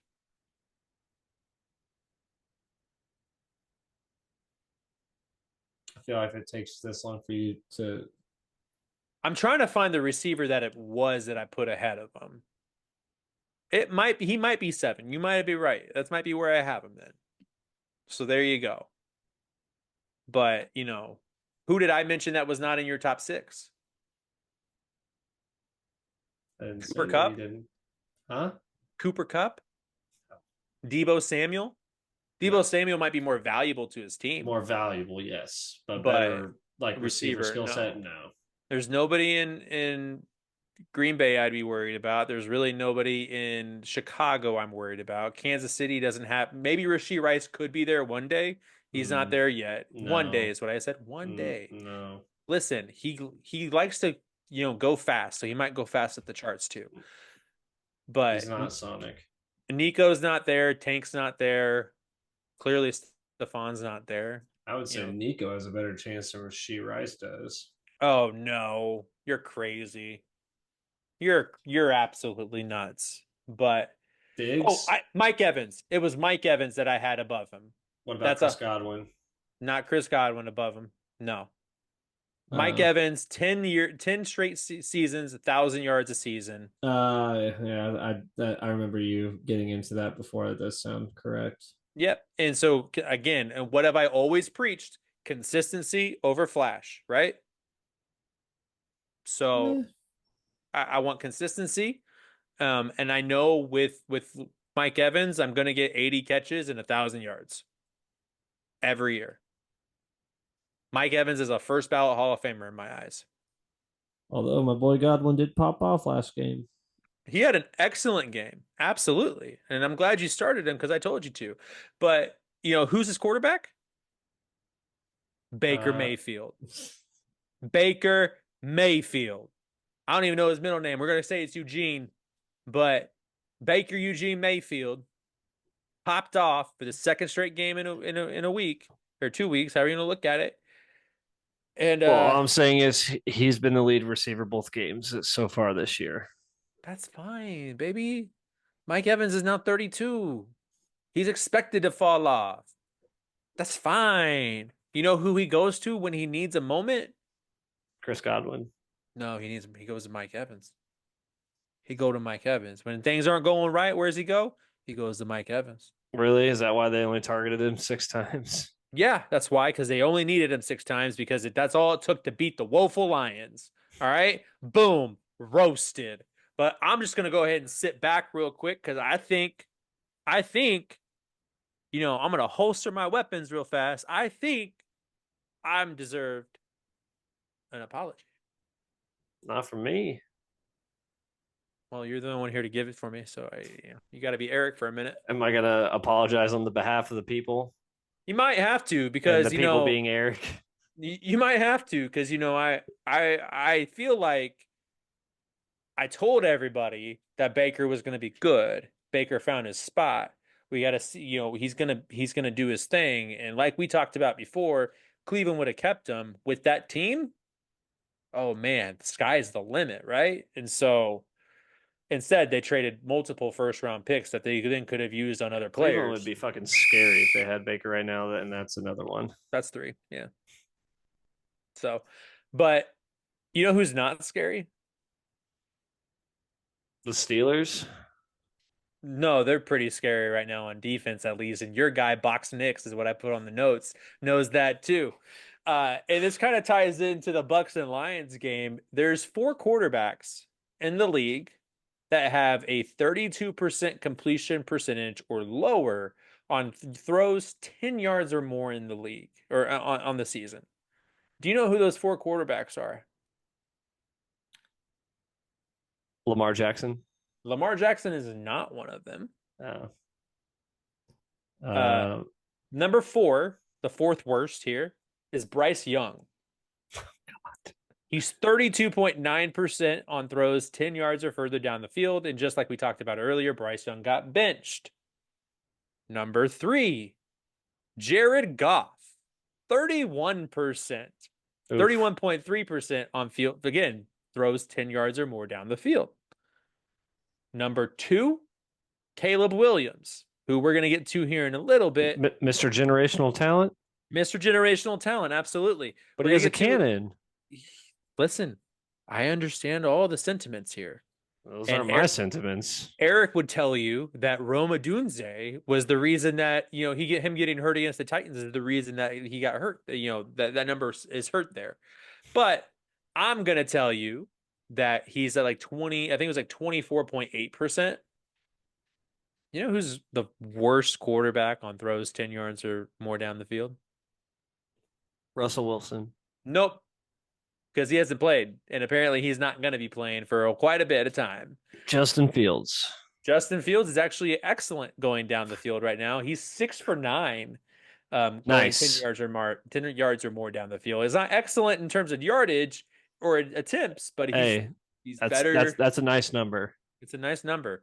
And so no, it's Bo Nix. It's Bo Nix. The first game, I think we talked about it. I think he was like 3 for 12 with 2 picks. Game 2, he was 3 for 10 with 2 picks. He's throwing 19% right now for 10 yards down the field or more. The only place he's actually respectable at is behind the line of scrimmage. He's pretty good So with it. Lamar Jackson. Well, against the Chiefs, but he also threw the ball down the field against the Raiders. That's something that, Bo did do in this last game. He got 1 pass down the field, which I think was more on the receiver rather than him. And, granted, the Steelers defense is going to be a good defense, but Bo is not the answer, man. So I gotta ask you, on a scale of 1 to 10, how worried are you? Well, 6.5. Or Okay. for Justin Fields numbers purposes, we'll go 6.9. Okay. Well, I see what you're doing here. Yeah. So I think this is where I have to drop this hot take, and you read a little bit of it. You read that stuff, right? I know you were asleep when we were talking about it Monday night. So Chris, shout out to Chris. By the way, this comes out on his birthday. Happy birthday, Chris. You're now immortalized on YouTube for your birthday. And you're old. And you're old. But keep growing those gray hairs, buddy. We love you. Monday night, I brought this up to Chris as well, because Chris is also a Broncos fan. And he dared to invoke the name of John Elway and Peyton Manning Oh no. in comparison to Bo Nix having a terrible rookie season. And I was like, yeah, Peyton did throw 28 interceptions his first year in the league, but he also threw 26 touchdowns. John was a lot more comparable, like, matchup to what Bo's probably going to do. I think it was 7 touchdowns and 14 interceptions. But I have to be honest with you, buddy. John Elway was carried his whole career. Whole career. You know what his career low in interceptions was? 17. No, it was 10. It wasn't 17. It was 10. He had a 0.75 touchdown to interception rate. Sorry, no, wait, other way around. 1.25 touchdown interception ratio. He has 300 touchdowns, 225 picks in his career, and he played 16 seasons, and he didn't start winning games legitimately in the playoffs and when it actually mattered until when? Terrell Davis showed up. Not even necessarily Terrell Davis, just Mike Shanahan and that running scheme showed up. And just like we're seeing with Kyle Shanahan now with the 49ers, any running back can run that system, but a generational talent like Christian McCaffrey can make it seem, even better. And it can be ran by lesser quarterbacks, Brock Purdy, Jimmy Garoppolo, just like John Elway. Not saying John Elway wasn't excellent out of college. Not saying, what he did at Stanford is wasn't there. I think he was it him or Aikman that was also at Oklahoma first? It might have been Aikman. But, and so, what he did at Stanford, notwithstanding, clearly he was a top end talent. I'm not saying he's a bad quarterback. right? I still have him, where he needs to be, canonically, however you want to look at it, inside the tiers. He's still a top 15 quarterback overall because of what he did. He did win back-to-back Super Bowls. He went to 3 straight Super Bowls. He went to 5 overall. But those other 3 Super Bowls without a Terrell Davis, what happened? Completely, just like a moon 20 every 28 days, he got waxed poetically, dog. All right? Come on. It was like clockwork. He was able to get there, and then you know who has more touchdowns in the Super Bowl than John Elway? Jim Kelly. Jim Kelly is one. Yes, you're absolutely right. Go me. He was also 0-4 in the Super Bowl, so I know. I would put him a little bit behind John Elway overall. No, Trent Dilfer. Ah, Trent Dilfer has more Super Bowl touchdowns than John Elway. Better winning percentage, but that is what it is.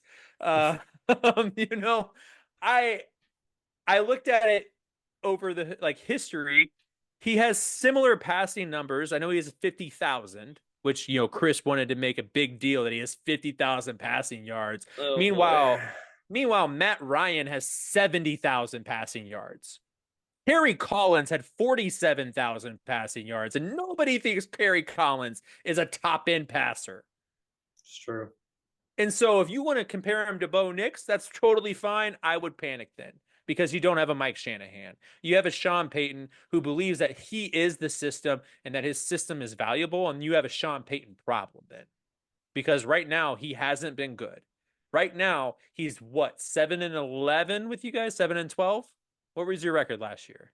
Not good. So I don't. I try not to remember things that bring me pain. So at least that kind of pain.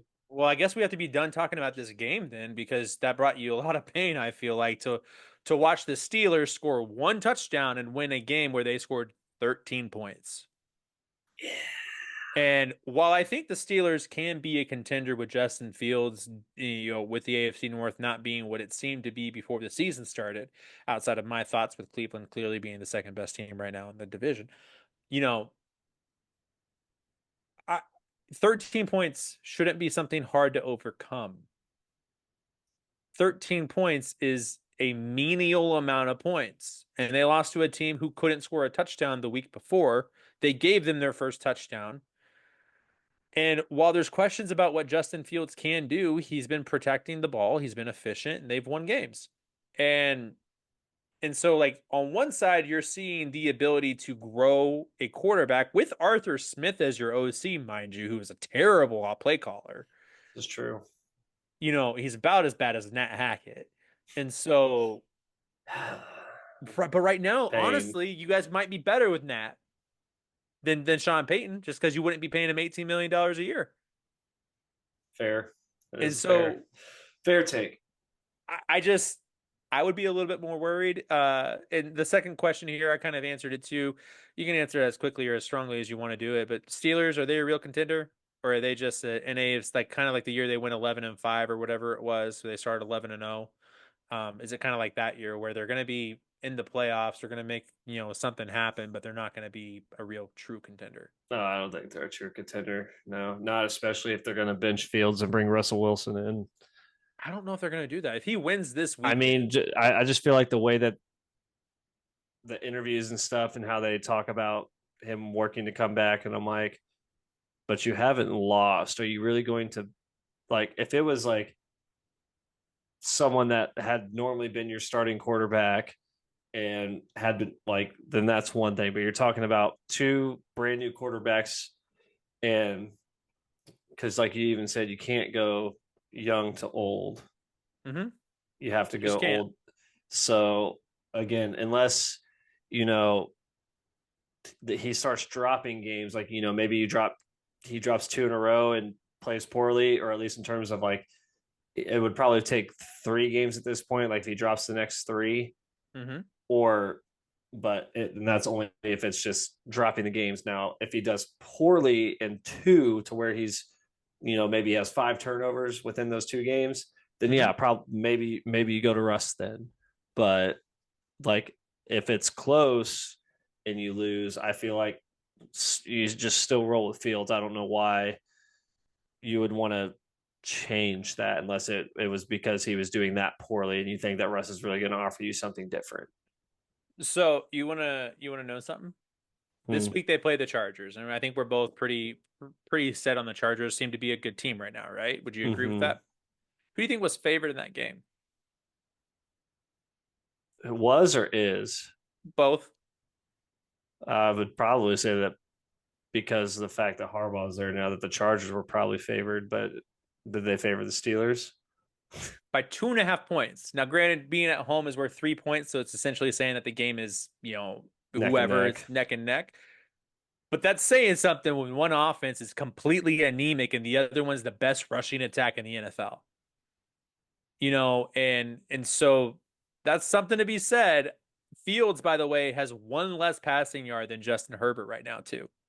He's 30 for 43 for 273 yards and a touchdown. Herbert is 31 for 30 for 46, sorry, for 274 yards and three touchdowns. Hmm. So Justin Fields, for all the talk about not being a real quarterback, seems to have that offense moving. And so, uh, speaking of not real quarterbacks, or quarterbacks that are running quarterbacks, or quarterbacks that haven't thrown for 4,000 yards, or quarterbacks that haven't thrown for 3,000 yards, or quarterbacks that haven't thrown for 29 touchdowns. I'm literally just talking about every single Chicago Bears quarterback since Sid Luckman. Caleb Williams. So they put him on Sunday Night Football, his second game in his career. And so bright lights is what it is. First half seemed pretty good. Seemed better at least than, against the Titans, where he only completed, I think it was what, half of his passes, a third of his passes. Definitely less than half. It was I'm pretty positive. it wasn't 9 for 23 is sitting in my brain, but I don't know if that was him. But 94 yards either way. He ended up this game getting over 100 yards, I think, in the first half. And so it was a better game for them, but he did throw two really bad interceptions, including one where he was clearly trying to make a play and just wasn't good enough. DJ Moore was also really upset with him on the sideline, but he also got the ball out of his hand, the sixth fastest this weekend at 2.6 or 2.8 seconds a play. And it was still pressured on 81% of his dropbacks. And so I don't know how much of Caleb's struggles are his struggles versus the offensive line. And so I'm going to leave it open ended to you, man. What's the solution here for the Bears? I Because don't know. I don't really think it's a Caleb problem. Yeah. I don't know what it is. He was 23 for 37, by the way. So I guess I was wrong. Okay. Um, but In yeah, week 1 or week 2? week two. Okay, I was talking about week 1. Oh, week one. He was still over 50. He was 40, or sorry, he was just under 50 at 14 and 29. 14-29. There we go. 9 for 23, I think, was And Anthony Richardson's. 93 yards on 14 completions. Yep. So It's I not don't very good. know. I just know like the expectations like coming in and then getting Caleb Williams and then the Bears themselves going out and getting weapons for Caleb Williams and then producing no offense. I don't know if it's a scheme issue slash coordinator issue. I can't really put a finger on it, but just offense is not being generated. They need, and this is me talking from a point of bias and, clearly having a top five line year in and year out the last, basically 2 decades. They need a Jeff Stoutland is what they need. They need somebody like Jeff that plays, that not plays, but it coaches the offensive line for the Eagles, in case anybody was unaware. They need somebody who is that good, that can teach these splits, that can teach these things, that can truly get, underperforming players to perform at higher levels. Look at Cam Jurgens, for example. I completely destroyed him in week 2, or week one, sorry, and was not looking forward to week two. And he immediately corrected almost every single mistake that he had made. He looked so much better in week two.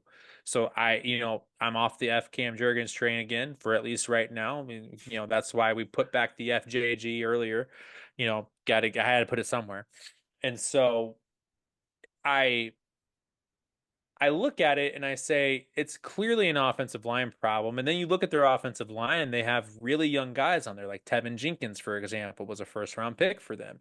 And, while he's not left side of the line and he's not, you don't expect a rookie to be the best player on your offensive line. Right now, he's being asked to do that. Mm-hmm. They don't have Kyle Long anymore. That's not one of their right guard of a forever time. They don't have a Jason Kelsey or a Dominic Raiola, or who's there now in Detroit, Frank Ragnow. They don't have a Creed Humphrey, a Trey Smith like the Chiefs do. They don't have a single guy that Mm-hmm. even like Rashawn Slater and Joe Alt.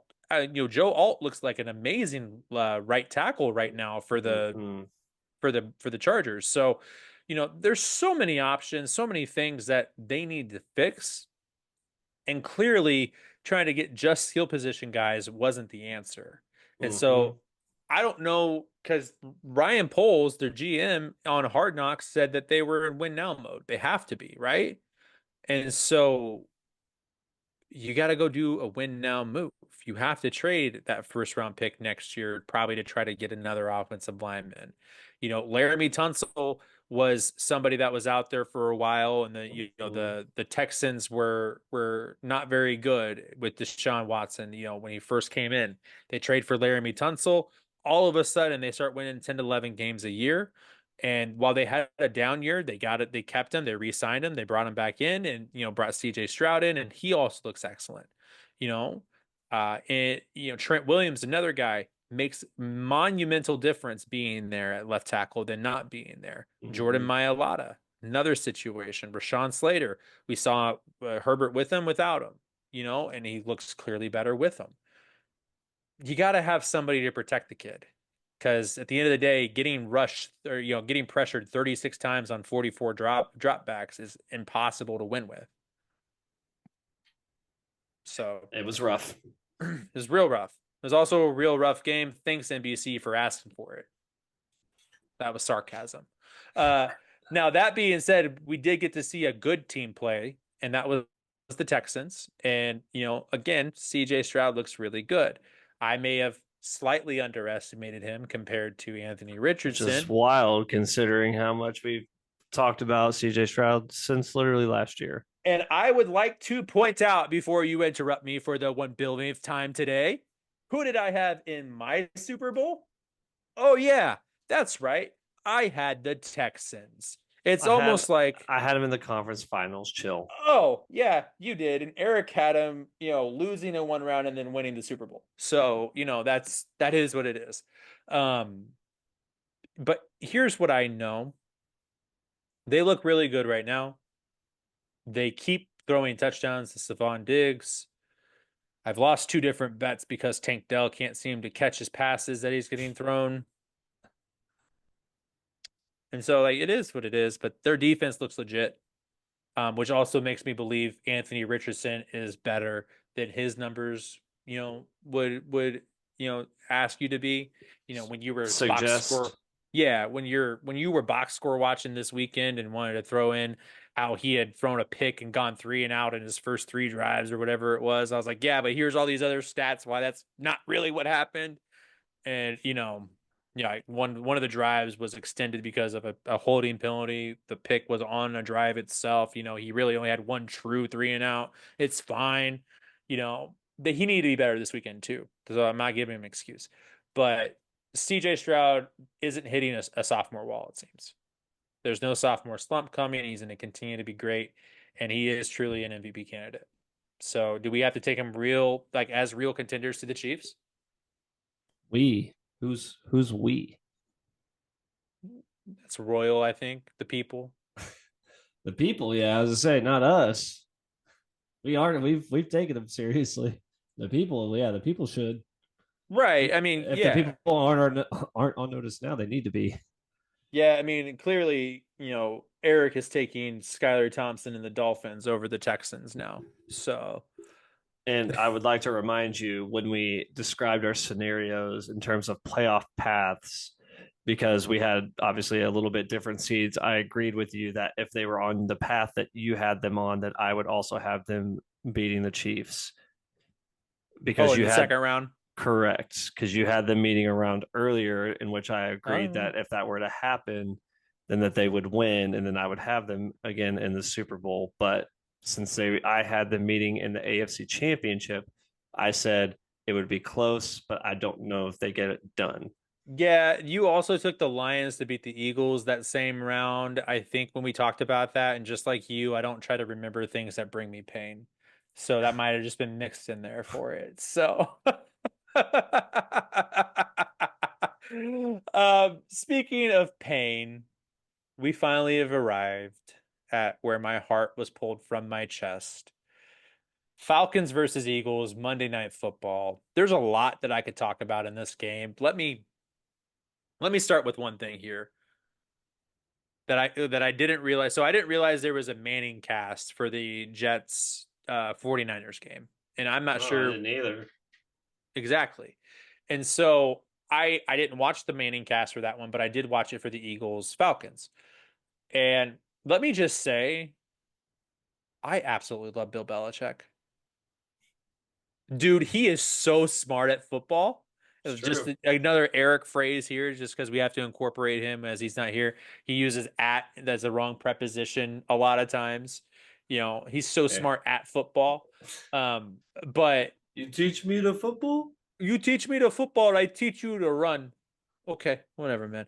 But either way, he's so smart. So he was basically doing what Tony Romo does with offensive play calls on the defensive side. Mm-hmm.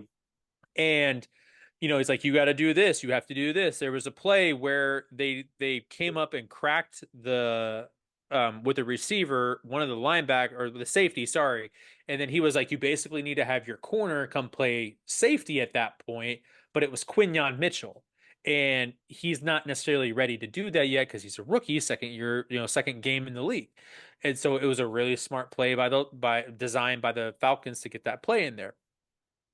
And going through everything, he's basically like, you need to watch out for play action. And then immediately play action would happen. And honestly, he keeps trying to throw Sirianni under the bus. And at this point, I'm not mad at it, right? Because, while I believe Sirianni and I share a lot of tendencies in terms of like personality, I don't think he is necessarily the right answer to lead us to a Super Bowl. And but we have to go back to the play call because I said we would talk about it. Mm-hmm. So up 18-15, which by the way, before the game even started, I said this has the feeling of us going down and losing 15-10 the exact same way that we beat them 15-10 in the divisional round in 2017, the year that we won the Super Bowl with Nick Foles. It was the night that we were honoring Nick Foles. I had already picked out my shirt for the win. I said I had found a shirt that had 3 Super Bowl trophies on it, and it said "Big Dick Nick," and it had the eyes were all Super Bowl trophies, and so that was going to be my shirt that I picked for the win.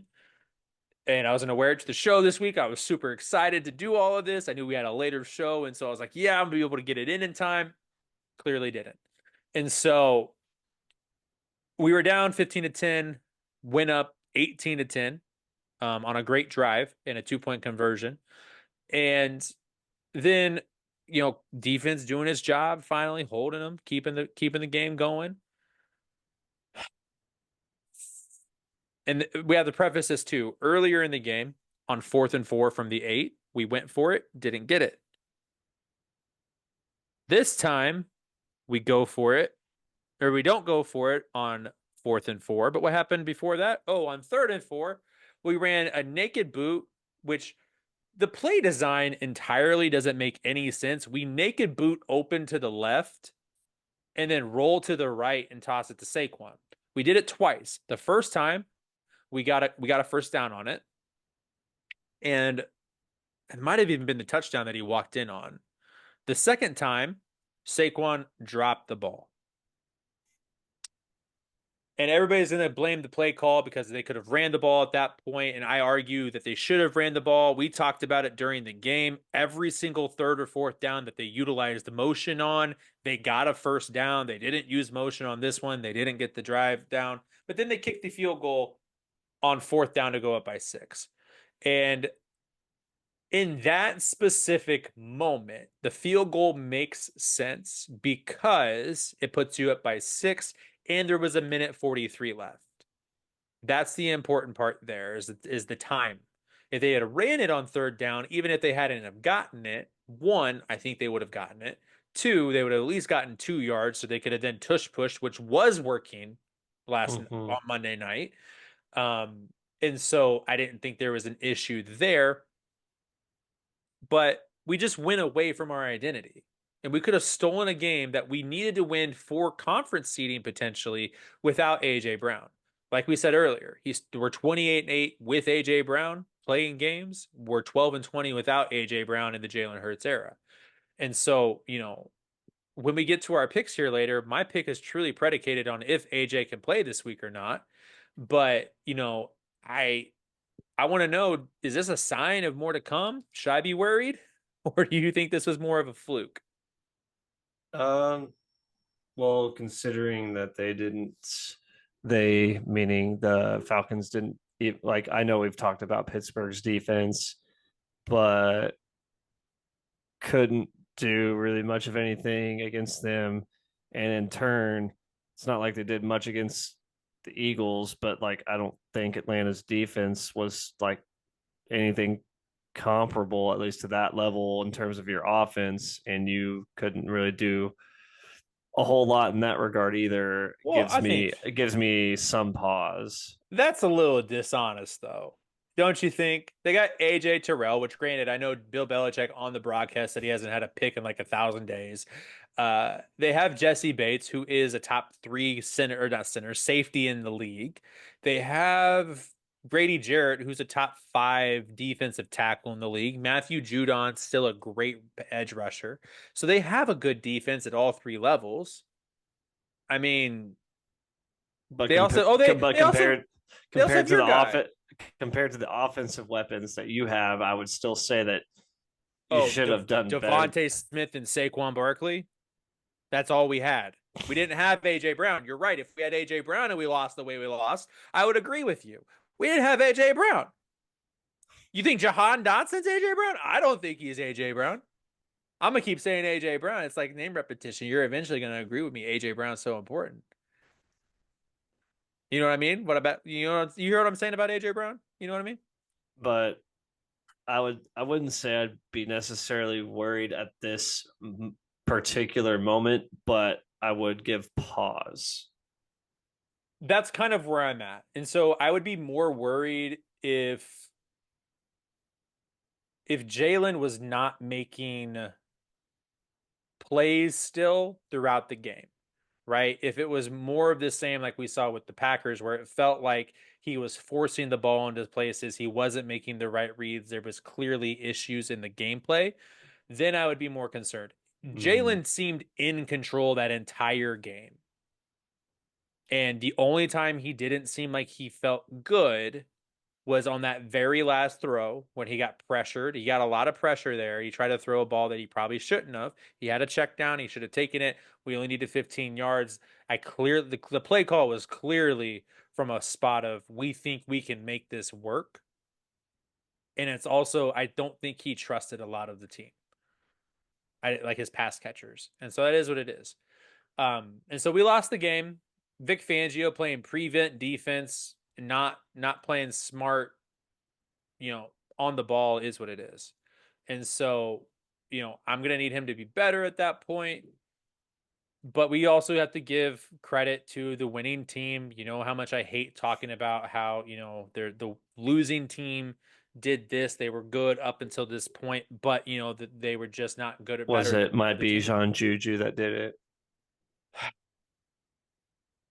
So, in case anybody needs to know, during the game, Aaron was like, I need Bijan Robinson to go off so he could beat, ironically, I think it was Chris you were playing It last was week, who had both Devonta Smith and Jalen and Hurts. Jalen Hurts. And when Darnell Mooney caught his 42-yard touchdown, I read the jersey as a 7 and not a 1 because, they have terrible font formatting on their It's jerseys. true. And I was like, here's your touchdown. And he goes, that wasn't even Bijan. And I'm like, oh, yeah, you're right. It was Darnell Mooney. So that was CJ Gardner Johnson's problem. But, it wasn't you. Honestly, Bijan didn't have that super great of a game, in my opinion. Also, if we had a counter, an F bomb counter for that, you would have broken it. Oh, for my response to the way Oh, that the game ended? correct. Yeah, you saw me responding before. Like the second we gave them the ball back, I was like F bomb city. And then every Uh, single pass that they made on that drive, I added more F bombs. Like, um, while we were sitting there watching it, I looked over at my watch and I literally, this is how long I had to scroll to get through it. I'm not done.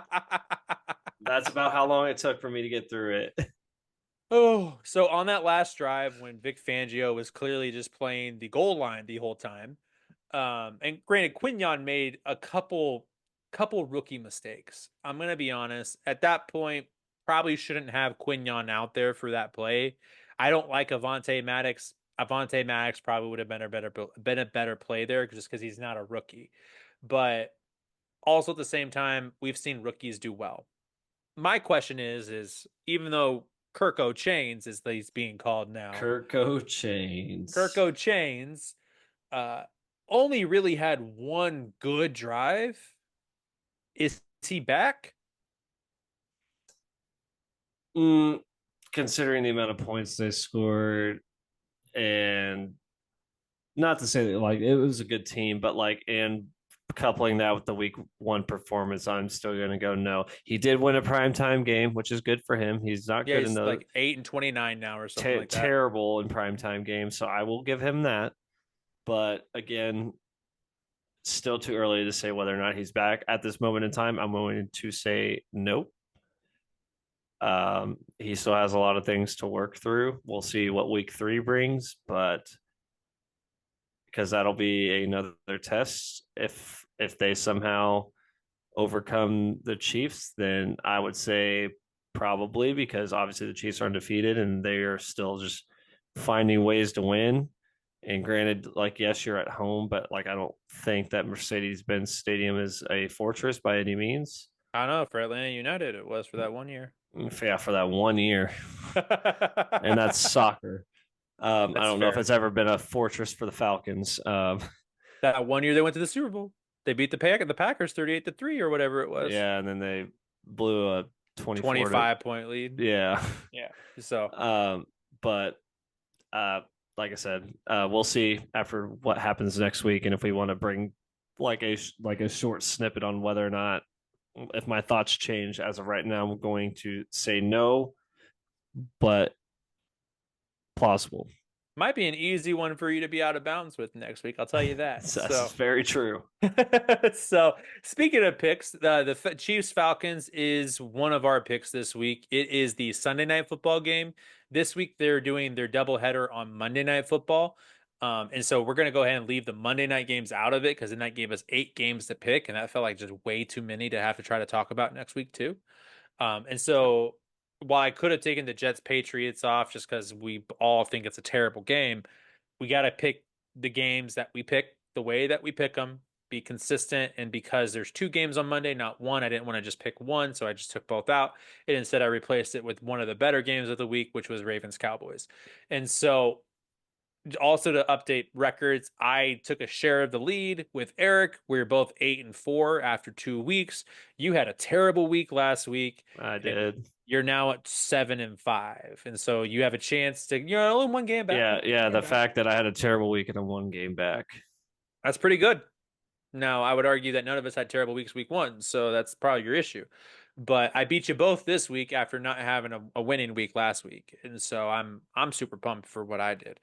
Um, Nonetheless, let's start. Jets Patriots. Where did I put Eric's picks? They're here somewhere.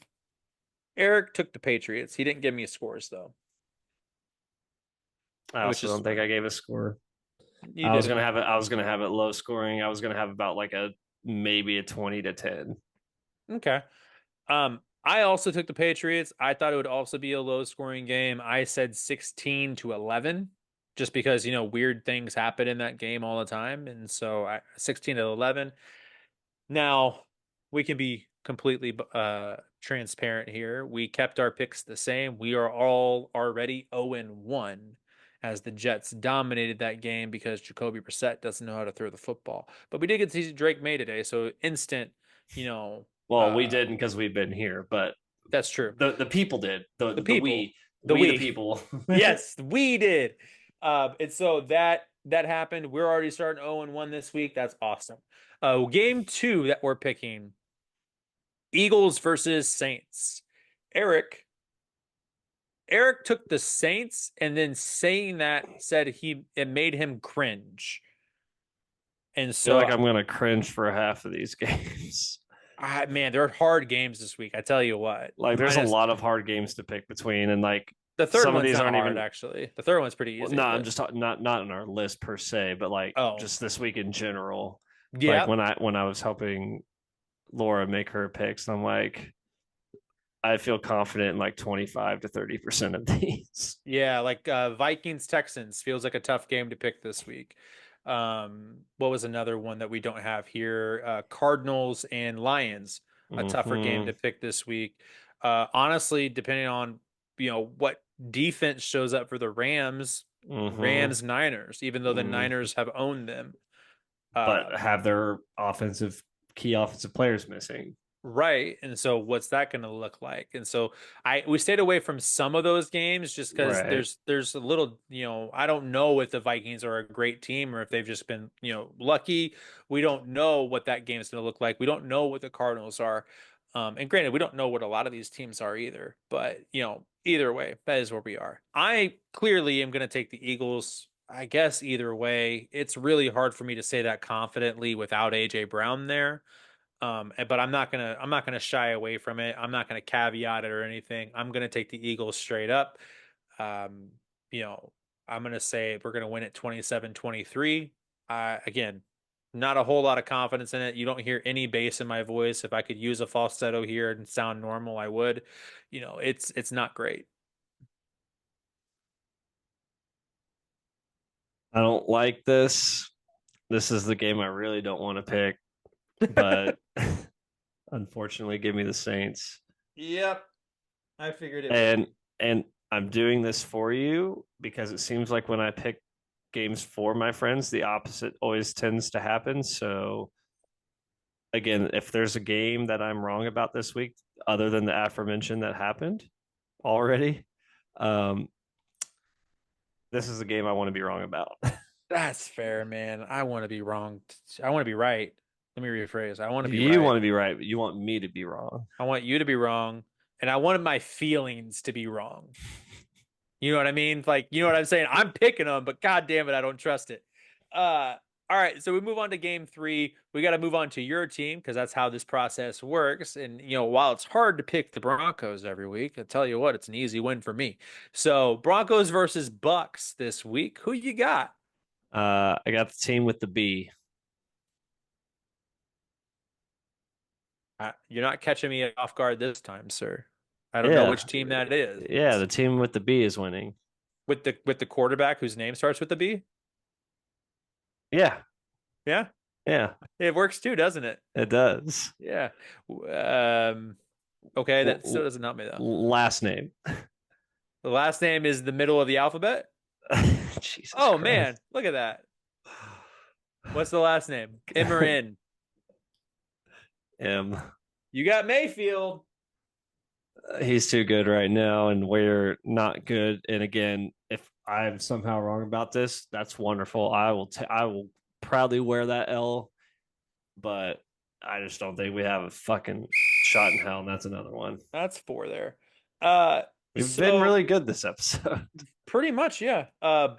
Bucks clean sweep. Eric and I both take them. You're starting a white cornerback, sorry, in Riley Moss. That's your DB2 there. Oh, So nice. yeah, that never works out well. So yeah, we're gonna keep moving on. I'm also calling it right now. Riley Moss is the Taysom Hill of defense for Sean Payton. Not a great player, but because he likes him and he's a white guy, he picks him to play. Uh, all right, so next we're going to Eric's matchup, which is going to be. Oh, actually, sorry, I did this in reverse order here. Ravens, Cowboys. Eric took the Ravens. I feel I like can't I pick I the feel Cowboys. I So. I I also don't want to pick the Cowboys, and where the Ravens haven't looked great, even though well, at least they've had flashes and I know they haven't won. I feel like they've still looked better than the Cowboys have collectively. So I'm going to take the Ravens. I also think that their level of competition is different. So Mike McCarthy had 5 months to prepare for Cleveland. And while I don't think Mike McCarthy is a great coach, I think any coach that has any level of talent is going to be able to prepare effectively for a bad quarterback, which is what we both believe Deshaun Watson is. And on top of that, we I'd go talked more about terrible, but terrible, disgrace of a human. We can go there. I don't want to right now. That's a Browns issue, and well, they're I just not said on our docket. I'm Okay. just saying the terrible, like not even in that sense. I just don't think he's a Again, good quarterback. he won a game and scored a touchdown this week. What more do you want from him? He didn't throw it, he ran it, but he scored a touchdown. Uh, so, but what we talked about earlier in the show too with the Ravens, what is their strength? What is their identity? It's running the football. Where do the Cowboys struggle? Against the run defense. They also struggled themselves at running the football, and I believe in the secondary, even without Geno Stone, in with Kyle Hamilton's there. He's the best, one of the best safeties in the league, right? So I think they're going to be able to hold CD. I think they're going to be able to hold Ravens, that for the offense. love of God, please use Derrick Henry. Please. Jesus, We're please. asking, we're begging, please. And like really, truly, honestly, I don't know why the read option isn't the answer every time. And you can Mm-hmm. even run a read option, bringing Zay in a motion downstream and running a triple option off of it. Like there are so many different ways to make Mm-hmm. this offense, even if it was just simply a running offense, much better. And like and then still have the passing game to incorporate. You don't like, and again, John Harbaugh. I understand you didn't bring him here to carry the ball 25 times a game. 14 is not the right number. Like, just period. So 18, sure, 19. Saquon has leads the league in carries right now. That terrifies me. Yeah. But we also paid him to be that guy. You paid Derrick Henry to be that guy, to be the difference maker, make him be the difference. Mm-hmm. And it, Because guess what? If you can run, guess what you can also do? You can, actually throw a ball more than 2 yards down the field. yeah, because you have more people in the box at that You don't point. They're have not to able to play bomb it, seven. but you could potentially have a deep threat like open up for you to where you don't have to be the most accurate on it because Derrick Henry is being Derrick Henry.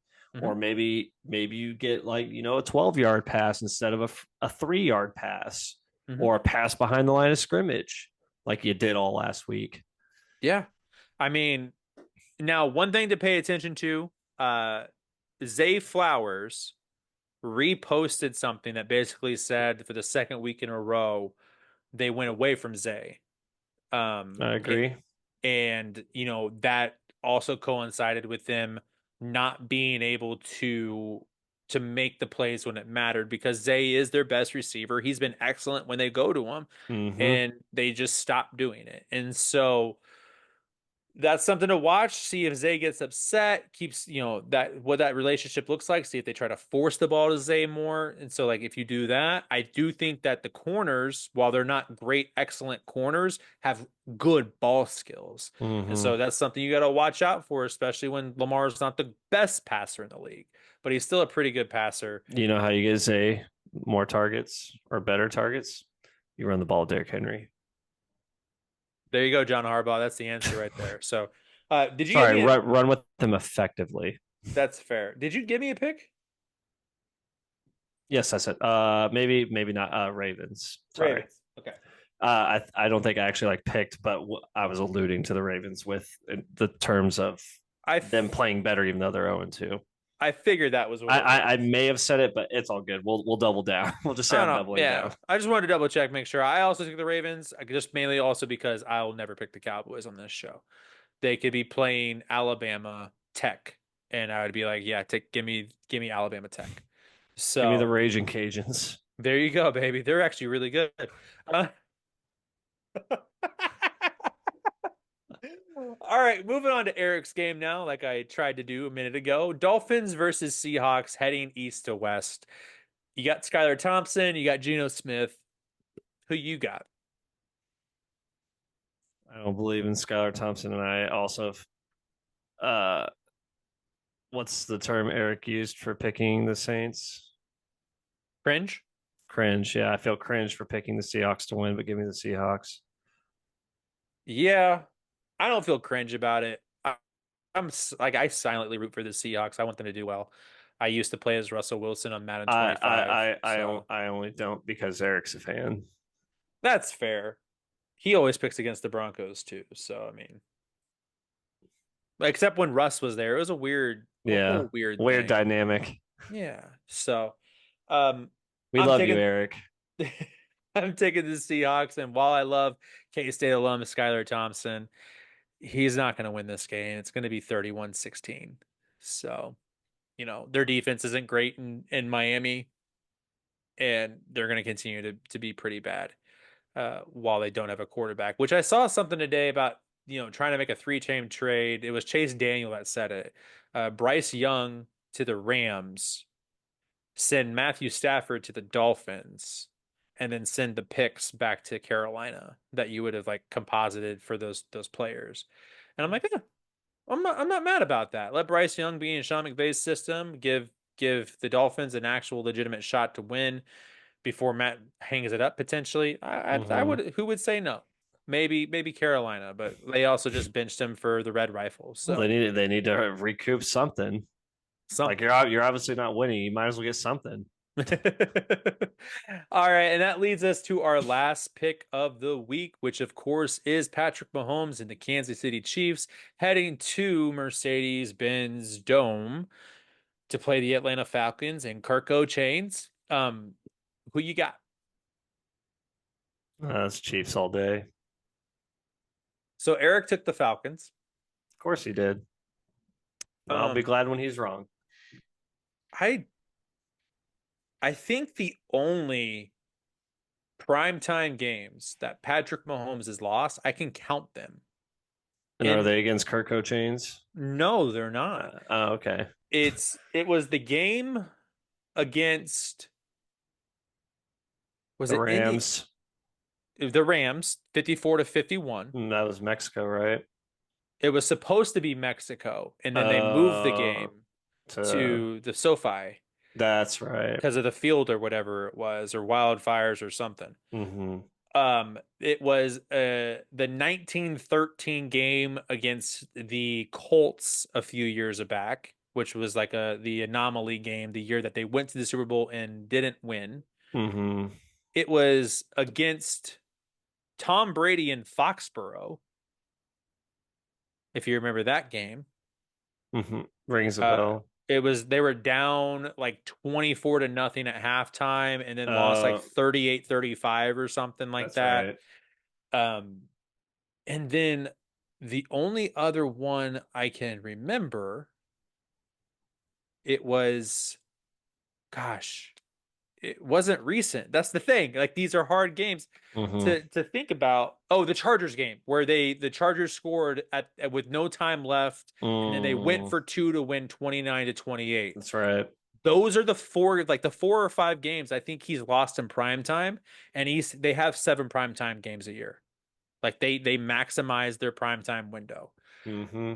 That being said, did you know Kirk Cousins is 4-1 in his last 5 primetime games now? It's But almost like he's flipped the narrative. But how many of those are against Patrick Mahomes? Oh, probably none. I mean, he's been in the And NFC. yeah, he's also 4-1, but it's like you say that, but then neglect everything you just said prior. So like, is Oh, this I a know. is this a unstoppable force versus a immovable object with these stats that you're throwing, or are you really going to try to say that Kirk Cochains is either this unstoppable force or immovable object because he's 4-1? Well, here's the thing, man. I have a I have a personality, right? I have things that I do on this show that we do every week, and one of them is my favorite thing to do, and that's misdirect. Oh, You who could have saw this coming? Who could have saw this coming? I don't know. Maybe anybody who watches the show and saw me say that Patrick LeVar Mahomes was going to be the MVP of the league for the third time in 5 seasons, that they would have an opportunity to be able to go to the playoffs and play a really good Texans team, and the winner of that game is going to be the Super Bowl loser. That being said, to the Eagles, and I still feel that way, and so we're going to take Patrick Mahomes the second to win this game 32-17. This man just yapping, Hey man, I just be talking. incoherently yapping. No, man, it's not incoherent. I know. These are cogent points. I'm putting in work over here, all right? It's the mayor of Yap City. You got these stats? No, you don't. I have stats. But and so that's our show this week. But we're instead of, going ahead and signing off right now, I wanted to go ahead and extend this to everybody that's still here listening. Oh, sorry, I didn't get my score. Oh yeah. 27-10. Okay. 2017. That's a Sorry. good score. No, you're good. To be fair, I just realized I was just like, yeah, give me the Chiefs. But yeah. yeah. Eric also, when making that pick, was like, "I've picked against the Chiefs every week, haven't I?" And I said, "Yeah, you took the Ravens week 1, you took the Bengals week 2." He's like, "All right, give me the Falcons," and like in lockstep with that. So it is what it is. Give me All right, Jake Browning or give me death. yeah, there you go. So here's what we're going to do here at the show. Like we've said, we're trying to grow our consumer base, our subscriber base. And we want to be able to give back to those people who are being a part of that process, right? And so every week you have an opportunity to be entered into a drawing. We're going to give away a $25 gift card just because right now we are a low budget product. And so all of this is coming out of my own personal pocket to pay for these things. Additionally, we are going to send one lucky winner a team branded t-shirt of your choosing. So it can be NFL, MLB, NBA, sorry, MLS. I don't care. Whatever you want is what you get. NWSL, WNBA. There's a $50 cap on that jersey that we're looking at doing, jersey t-shirt, which is why I said that. It can also just be if you want it to be a graphic tee, I guess we can do that too. I guess it's your choice. But all you have to do is make sure that you're subscribed to the show. Comment your favorite part of whatever show it was, and go ahead and share this. Yeah, it might be Aaron. And share this or tag somebody if you're friends with people on YouTube, whatever. We can see all of the shares. And so share it with you on your media, and we will go ahead and provide a winner for you after October. So you have 5 opportunities. You have this show, next show, and then the four in October. For the YouTubes, we should do like a comment a certain like word So I thought about that, and then I was like, at some point. It doesn't have to be now, but like, well, if we do that, the thing is, I would be afraid that people would just see what the word was and then start commenting that word just to say that they win. And that's so, fair, I guess. but either way, just some engagement. Like you have to like the page, or sorry, subscribe to the page, like the video, comment your favorite part. And then you have, let me just double check that time frame for us real quick to confirm it. You have this week's show, which is going to come out September 20th. You're going to have next week's show, which is going to come out clearly the 27th. Or not 27th, right? Yeah, it'll be the 27th because we'll be in LA. Oh, you're absolutely right. And then you're going to have the 4th, 11th, 18th, and 25th. Those are so 6 shows that you have the opportunity to qualify for this event, this award.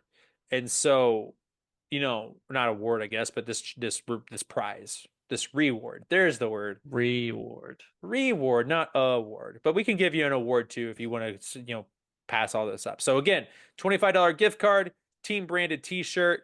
11/1 is when we're gonna announce this on the show as well. And also, next week, we're going to be doing a special show live from Los Angeles after the Sporting Kansas City game. It won't be aired live, of course, but we're going to be doing it with a special guest. We've talked about this guest a few times on the show. I'm excited to finally share this guest with you. And so, yeah, you got to let us know, though. Are we geniuses or are we crazy? Thanks for tuning in, guys. We'll see you next week.